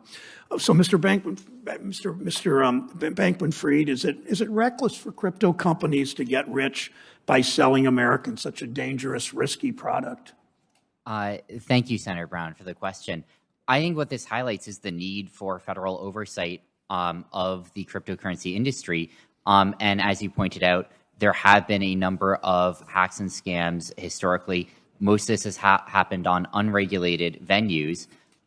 There are really sophisticated tools that the CFTC and other federal agencies have to help mitigate this risk. The CFTC has a really extensive cybersecurity and anti-hacking department and program that that all of their registrants go through, and there has been a very good track record of those companies. I think that digital asset exchanges being subject to that level of oversight would be entirely appropriate and would help to mitigate the exact risks that you're pointing to there. And I think that when you look at the another instance of this that you brought up, which is scams often on, rather than the platform side, but the asset side, the individual assets, that moving towards a world where there is a federal registration regime for digital assets that involve the same level of disclosure and anti-fraud protection that we see for securities today would be entirely appropriate and would help to protect against scams, Ponzi schemes, pump and dumps, and other similar activity there. I think that it will have to be a little bit different than any registration forms that currently exist, because there are some nuanced differences between digital assets and current assets, but many of the same anti-fraud principles apply in exactly the same way. And I think that having a federal oversight through that system could help address that piece of it as well. Thank you. Madam Chair, thank you. Thank you very much. Look forward to working with you on this. Senator Boozman. Thank you, Madam Chair. Ms. Boring, there are over 17,000 digital assets. Can you briefly explain what digital assets are generally used for and how they are regulated? Further, what is the real-world application of digital assets, particularly Bitcoin and Ether, which represent about 60% of the digital market? We're hearing a lot about the the potential for fraud, the fraud that's going on, and this and that. But tell us, so many people are confused as to what this really represents. So at the hearing today, we're digging a little bit deeper, but for a lot of our colleagues, this is something that they've heard about, but they don't really understand. What's the real life purpose of getting these things? Yeah, so to really understand the purpose of this technology, you have to understand the problem that it solves in internet architecture. So the internet was supposed to be a place for peer-to-peer transfers. It works for communications, it works for media, it does not work for things of value. So for example, if I take a picture on my cell phone and I go to send it to you peer-to-peer directly, so we're not using an intermediary for me to deliver that to you like the Postal Service. When I send it, there will be a copy of that picture on your device, and there will still be a copy of that picture on my device. Okay, great, that works for photos, that does not work for money. If I'm sending you money, it's really important that when I send it to you, it leaves my control and it's only in your custody.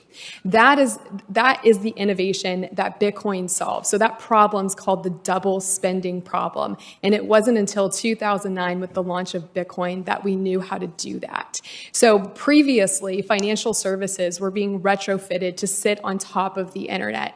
So you can think about this in a way of taking a picture of the front page of the Washington Post, for example, and just hosting that picture on a website.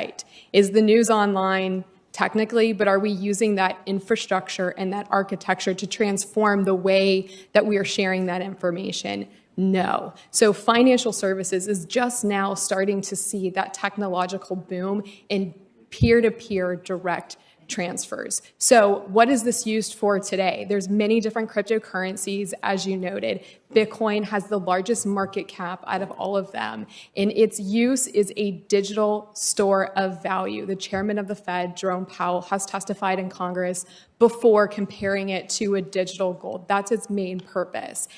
Other cryptocurrencies like Ether and proof-of-stake networks are smart contracts applications. Those are two very different things, a store of value versus smart contracts. Very good. Thank you. If each one of you all would, this is a question for all of you, but you've only got about 30 seconds to answer it, or the chairwoman will yell at me, which is not a good thing. So I guess the question is, the heart of the matter is, do you believe it's necessary for Congress to provide market participants greater certainty when it comes to regulation of digital assets, spot markets? And if so, what should be considered as that framework is developed? And we'll start with you. Go ahead. Ranking Member Bozeman, thank you very much for that question. In terms of what we've talked about today, I think the urgent first step is to provide the CFTC with the authorization and the resources and funding needed to oversight certain parts of the market. And it's pretty clear that derivatives and crypto derivatives fall into that. But then the next question is the spot markets with the relation to what is identified and defined as commodity within the digital assets. And I'm going to emphasize that again. Not all digital assets would be commodities. It would be a subset. And making very clear what that is and that demarcation will be very important to the markets. Okay. But that first step alone will do wonders to really help move forward on the clarity point. Mm-hmm. Very good. I think that it would be great to have congressional action here, and I think providing clarity on the regulatory framework would be appropriate and helpful for the industry and for oversight. I also think that there's some actions that could be taken without a new bill passing. I think that when you look at retail commodity spot transactions with some amount of financing, that's an example of an area where I think the CFTC already has some regulatory authority, but I think for cash markets more generally, it would be great to get congressional action and clarity on that point. Go ahead. Oh, is that for me? Okay. I'm sorry. So our ask in terms of what this committee can do and the biggest issues impacting our space, as I stated in my oral, regulatory clarity and regulatory cohesion. To start, a good first start would be to create a joint working group between the CFTC, the SEC, and the industry. We're pleased to see that there's been bipartisan support for that, and we would further encourage that here on the Senate side as well. I mentioned the National Action Plan for Blockchain. We have 8 regulatory principles that we outline in the National Action Plan. We'd be happy to collaborate with that on you further. And we also think the CFTC is well positioned to be a lead regulator in this space. Good. Go ahead, sir. I would agree, Senator, with what everyone else has said, that spot market authority for crypto commodities is essential. But more broadly, Congress needs to look to where there are gaps in the regulatory structure. Not all of them are within the purview of this committee, but stablecoins are one that have been identified, central bank digital currencies, some of the energy and climate-related issues where tax policy or other methods might provide incentives, and more broadly, tax issues around digital assets are situations where it's become clear that the existing legal frameworks need some updating. And over the long term, this is the future of financial services. And so there certainly is an urgency to make these kinds of modifications, but I think Congress needs to start the process of thinking about how might we restructure fundamentally our financial regulatory system, given the kinds of innovations and changes that these technologies herald. Thank you, Madam Chair. Thank you very much. Senator Booker. Thank you, Chairwoman. I agree with so much of what's being said on both sides of the aisle about the concerns and the worries and about the urgent need for a clear regulatory framework. I want to try to highlight right now some of the things that I think are important to drive home. And so, Ms. Boring, Mr. Bankman-Fried, could you both comment on why America right now, if we're just unfurling our patriotism, is losing out on a lot of opportunity that this industry right now is mostly overseas and not here at the center of the global markets? What is the opportunities we're missing out and the dangers, in fact, of not creating a clear regulatory framework that would have these transactions and more being done here in America? If we could go, if the two of you could address that. America, global competitiveness is a huge concern of mine. This technology, as a digital technology, does not see national borders. It's a global technology by its nature. Companies are going to operate in areas where they have legal certainty. We have members today started by Americans, U.S. small businesses. They're not comfortable operating here because they don't understand the rules of the road and they're going overseas.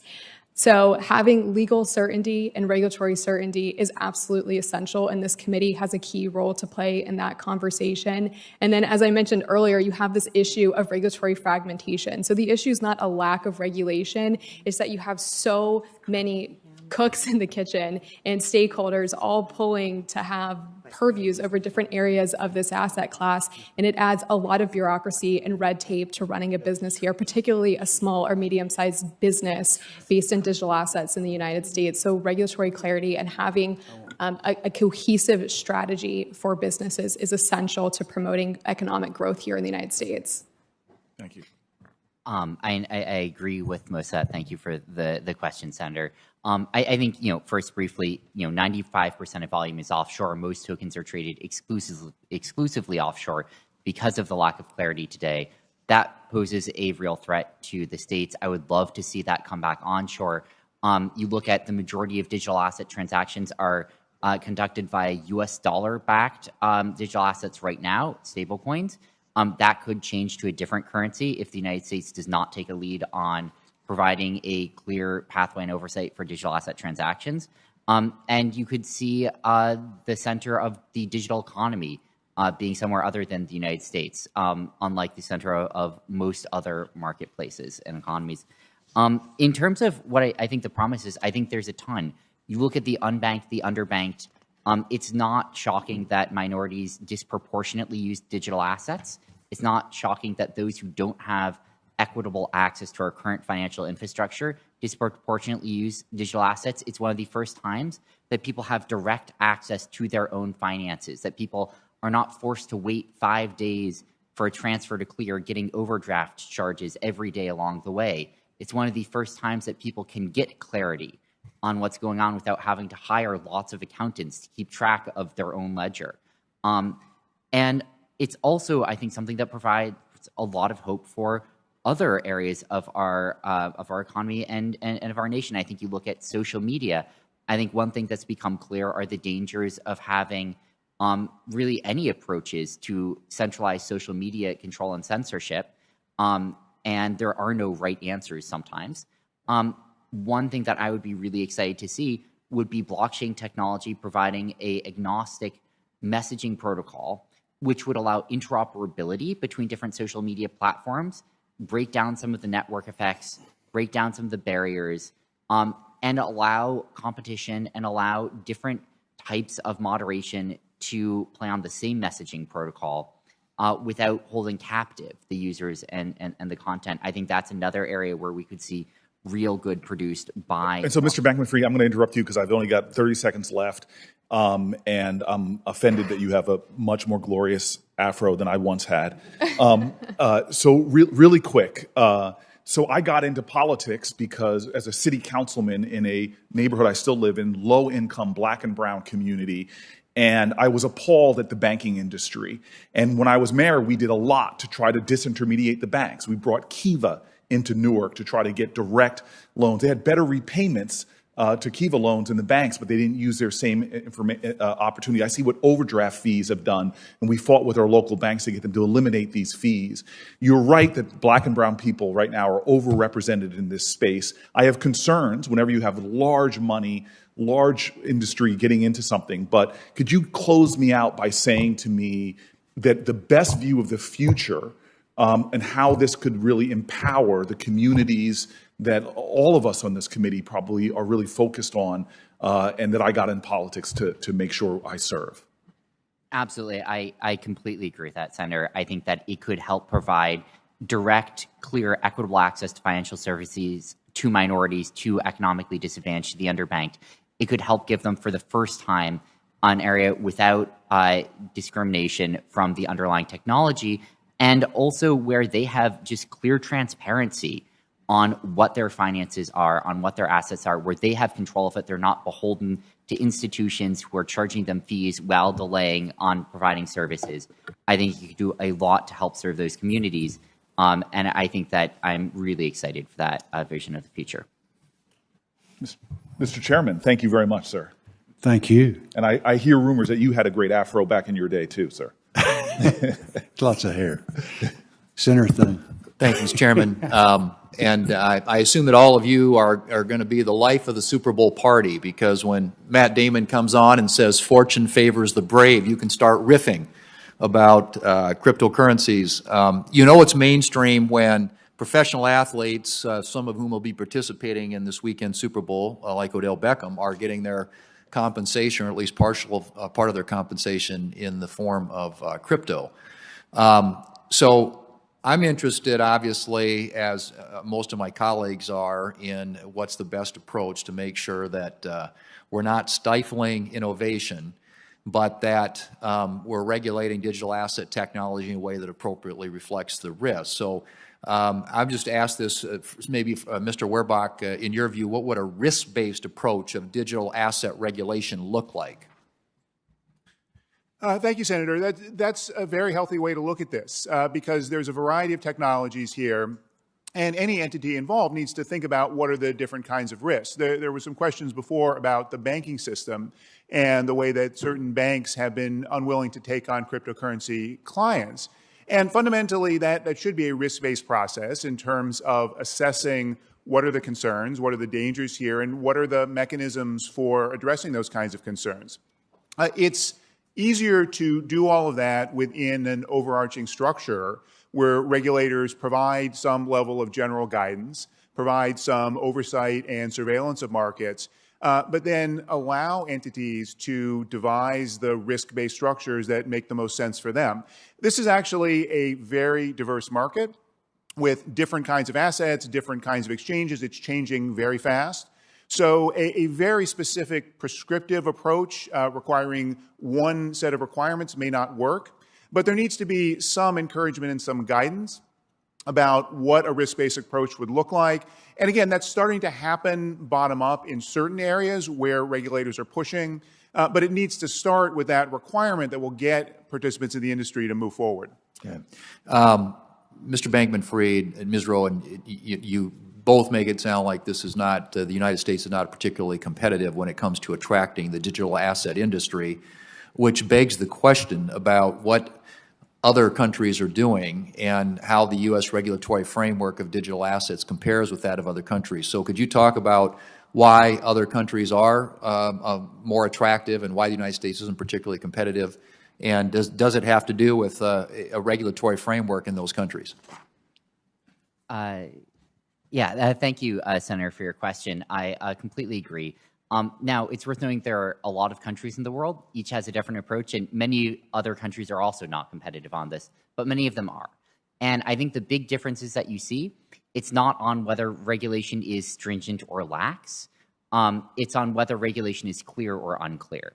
And so the biggest thing that we see with countries that have done a really good job at attracting the digital asset industry is having clarity from the regulators about what licenses one should be pursuing, about what the oversight is on those, who the overseeing body is, about how one registers things that need to be registered. Providing a pathway forward with sufficient oversight is the hallmark of the countries that have done very well at this. And I think the biggest struggle in the United States, I think patchwork is a word that's been used a few times here. It is the patchwork of regulation that there is simultaneously too many sort of cooks in the kitchen and yet not enough oversight because there's a diffusion of responsibility. I think that having a clear framework with clearly communicated, whether they're prescriptive guidelines or maybe more appropriately, principles-based guidelines, but a clear regulator in charge of those or clear cooperation between regulators on it, clear licensing and registration pathways that are not lax, but that are clear, I think is the single biggest thing that's missing. Thanks. If I may add to that, thank you, Senator. There are two countries I want to highlight that we may want to borrow part of their playbook, maybe not all their playbook. Switzerland. FINMA is a regulator that has been very early to be very clear about how things are defined, whether something is a utility token or a security token, whatever token it is. They have made very clear definitions. Further, they have come out in front on how they deem different classifications of activities and what falls under their oversight or not. They were also one of the first to come out with a licensing regime for these crypto funds. And this is what happens when you do that. There is a little town called Zug, Crypto Valley. It has that name. No one ever heard of Zug 8 years ago, but it is now home to hundreds, if not thousands, of crypto companies. These people do not all live there, but they have set up shop there. And I think that's something we should think about. Estonia. I will leave you with Estonia. That one's an interesting one as well. They have an e-resident program, and they have digitized a large chunk of their government services. What's interesting as an entrepreneur about setting up in Estonia, I don't need to go there either. I need to prove my identity. I need to obviously have the requisite capital to invest. But everything else, I can do digitally. I can even have encrypted signatures for legal documents. It's a very interesting model. And so we should be looking at those types of things to encourage business to come here. They don't necessarily physically have to come here, but to set up shop and to create jobs here. Okay, thank you. And Mr. Chairman, if I could just have Ms. Boring take this one for the record, because my time's expired and I have to run over and vote. But you mentioned examples of blockchain technology in use today, and in particular, I appreciate you pointing out applications in agriculture. You mentioned livestock ownership, record-keeping use, and I'd like to have you, if you could, for the record, tell us more about that use and how it affects American farmers and ranchers. Yeah, happy to, and thank you for the question. So blockchain technology is providing security and transparency to supply chains, and it's ultimately arming our farmers, ranchers, as well as consumers with better information and data about agriculture products. One example of this is a company called Beef Chain. They're based in Wyoming. They're a small business here in the US, and they're a pioneer of this technology. So cattle is tagged with an RFID and given a unique digital identifier. That cattle's unique ID, as well as other information that's collected throughout the supply chain, such as where it was born, has it received hormones or not, when it was sold, where it was sold. All that information is collected, secured, and stored using blockchain technology. Supply chains are creating, blockchain technology is bringing other benefits to supply chains, such as making them more efficient. It's helping increase trust in different brands, especially small farmers and ranchers here throughout the US. It's helping with sustainability goals, food freshness, food safety. It helps prevent fraud as well as food waste. Thank you, and thank you, Mr. Chairman. Thank you all for being here. Appreciate your insight. Senator Braun. Thank you, Mr. Chairman. As an entrepreneur and business owner, probably most fresh off the street here in the Senate, this is an interesting area to me. I'm also came from the world of economics so long ago. Talk about a lot of that stuff, including our budget that is now the worst it's ever been in the history of our country, $1.5 trillion a year, gives a lot of fuel for non-sovereign currencies and some of the stuff that anybody would be worried about, where we've been the reserve currency for so long due to some of the predictability when we used to balance our budgets, when we used to not have inflation. I won't get into that. It would take up too much time. I've got a question about the new technology. I'll start with Ms. Boring. When it comes to Elon Musk, who loves the idea of all of this, but quit accepting cryptocurrency due to the environmental impact. Is there something down the road that would, through economy of scale, make the energy use less, for all the benefits that it looks like it may give us someday, because that's going to be an increasingly significant issue. What is your take on that? And do you believe Elon Musk had something there in citing how energy intensive and expensive it is to establish blockchain? Yeah, it's been thank you for the question. It's been interesting to see Elon Musk's stance of digital assets. While they decided to stop accepting certain digital assets, they still own it, and it still sits on Tesla's balance sheet. So I think actions speak as a part of the approach as well. Specific to energy concerns, we have seen a number of groups and people and members of Congress express concerns about the energy uses of certain digital assets, specifically those that use proof of work. The point that I made earlier is what's important about what we're seeing in the Bitcoin mining industry and other proof of work blockchains is that this industry is leading the transition to renewables. We represent companies that are publicly traded and listed here in the United States that are partnered with renewable plants like solar and wind throughout the US. These partnerships between the renewable industry and the Bitcoin mining industry is bringing new investments and innovation into renewables. And that needs to be an incredibly important part of the conversation as we look at policy responses to this concern.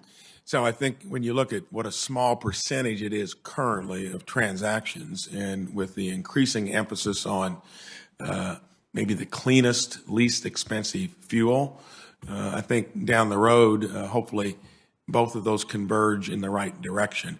I think there's going to be plenty of demand for something in addition to sovereign currencies that look a little shaky and risky for, what the dependability was there in the past. I got a question for Mr. Werbach. When it comes to this emerging technology, kind of analogous to the internet, and we didn't know where that was going to go, and look where it has come. Now its biggest susceptibility is from cyber thieves. And I think many would wonder about using blockchain and cryptocurrencies, when it's in that realm of can it be hacked? Is it something that can give you peace of mind and security for all the reasons, I've mentioned already? How do you draw a comparison between this and the internet in terms of concerns, fledgling industry, and then what about its long-term safety and security when it's based upon a technology that many of us don't know much about?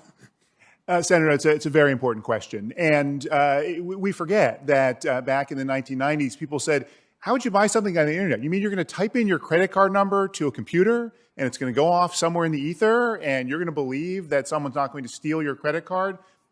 Americans were worried about e-commerce for exactly that reason, and to some extent for good reason. What happened? Part of what happened was technology evolved. There were various technical mechanisms to ensure that your credit card is protected. Part of it is regulation, that there's oversight of the credit card industry. So if, in fact, your credit card is stolen, your entire balance is not at risk. It's capped by the issuers.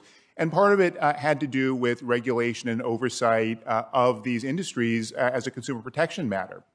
So ultimately, people got confident. I focus on the idea of trust. That's what's in the title of my book. And that's the similarity. People learned to trust the internet as they had good experiences with it. And the same thing is possible here. The ironic thing is that the blockchain technology itself is incredibly secure. It's cryptographically secured. Bitcoin is $1 trillion at its peak in assets, and no one has successfully been able to hack that ledger because it's so secure based on the underlying cryptographic structures. The problem, though, is that you holding keys at the edge of the network, you have to secure your own keys. You can't rely on the bank or the intermediary providing all that security. And that is what has opened up the opportunity for all these hacks. So again, we need to move forward with industry working and identifying technologies and best practices, as well as having oversight and regulatory mechanisms to ensure that there are basic standards. Thank you. Interesting new horizons, I'd say. Senator Tuberville. Thank you, Senator Bozeman. Thanks for being here today. I think you'll all agree that it's critical for the United States to be the undisputed leader in the digital asset game. Up to this point, we have led the world in financial innovation.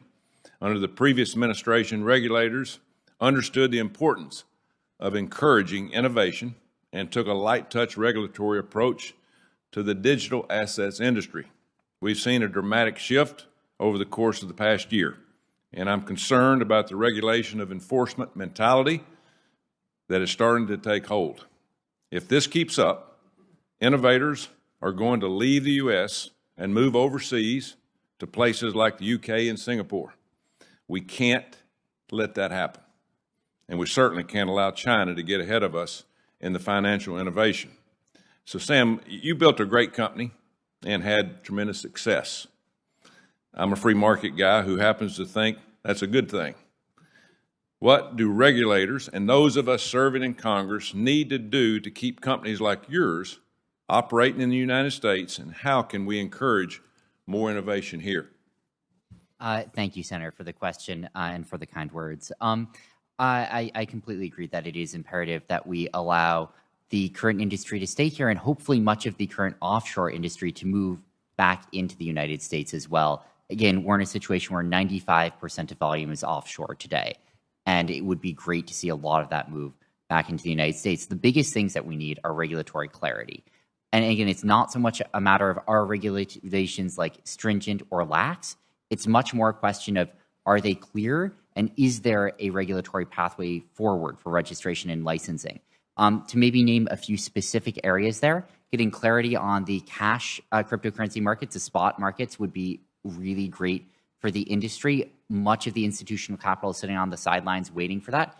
I think the CFTC would be an appropriate regulator for spot digital commodity transactions.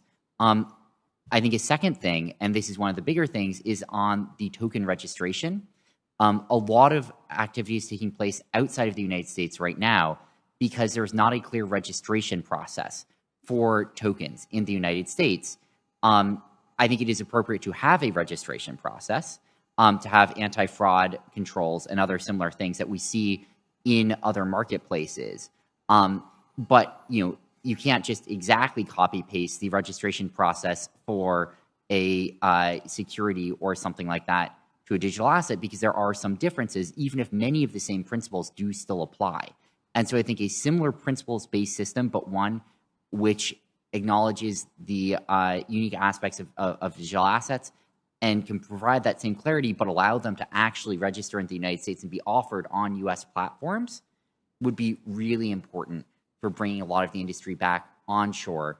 Because again, most tokens are not accessible at all in the United States because there is no clear registration pathway today. So I think that those are two of the biggest things to address. And I think addressing those two, plus a regulatory framework for stablecoins, which I think is going to be coming to a head soon, and I think having some sort of auditing framework for it as well, would do an enormous amount to provide clarity, so that people could get licensed in the United States, could get registered here, and could conduct their business activity here rather than going to jurisdictions outside of here who had developed frameworks for it.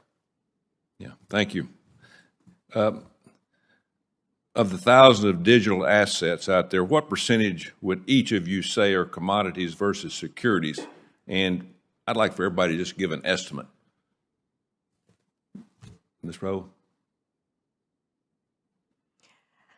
There are so many that are out there. I think the digital asset definition basically means any asset that's digitized.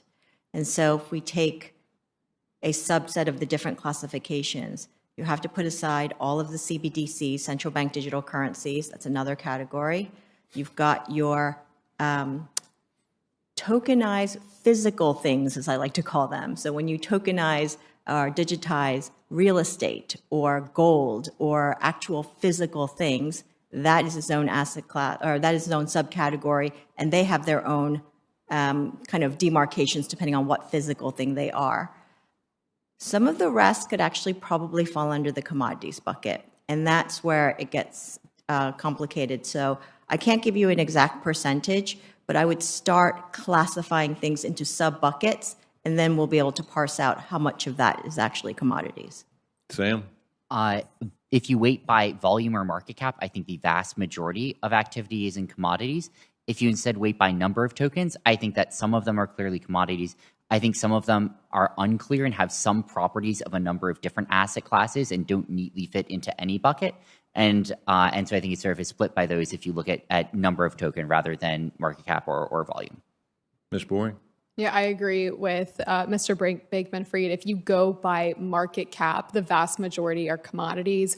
Bitcoin and Ether today compose over 60% of the market capitalization of the entire digital asset ecosystem, and they've been defined as a commodity by the CFTC today.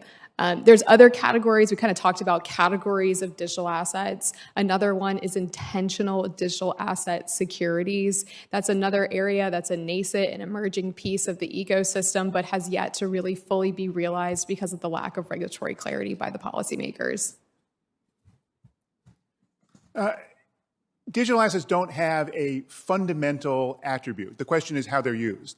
And so the vast majority of digital assets are used in investment schemes, are used as a form of fundraising, which is the attributes under the Howey test of a security.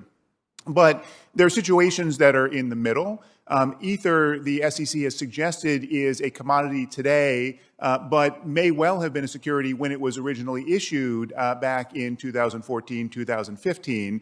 Bitcoin, because there's no entity that is issuing Bitcoin that is raising money, makes sense to think about it as a commodity. You're not contributing to some investment scheme through the efforts of others. It's a decentralized network. So I would agree with what the other speakers have said about if you just look at the market today. But the important question is really what's going on. What's the nature of the activity that's involved? That's going to change and develop. And the same asset may, in different circumstances, be in more than one category. Thank you. Thank you for such a complex issue that we're all heading towards, and your expertise, and thanks for coming here today. Senator Bozeman.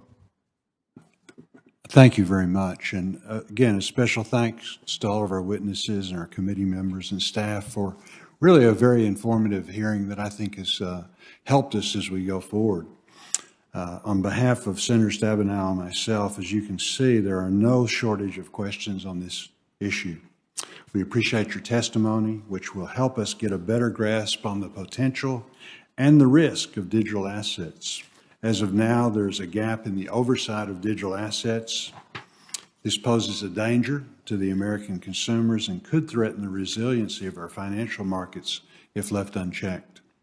I want to reiterate that regulation and innovation are not mutually exclusive, and that's what we're all working to achieve. We have an opportunity here to broaden participation in our financial markets, but this must be paired with consistent rules of the road that protect investors and our markets.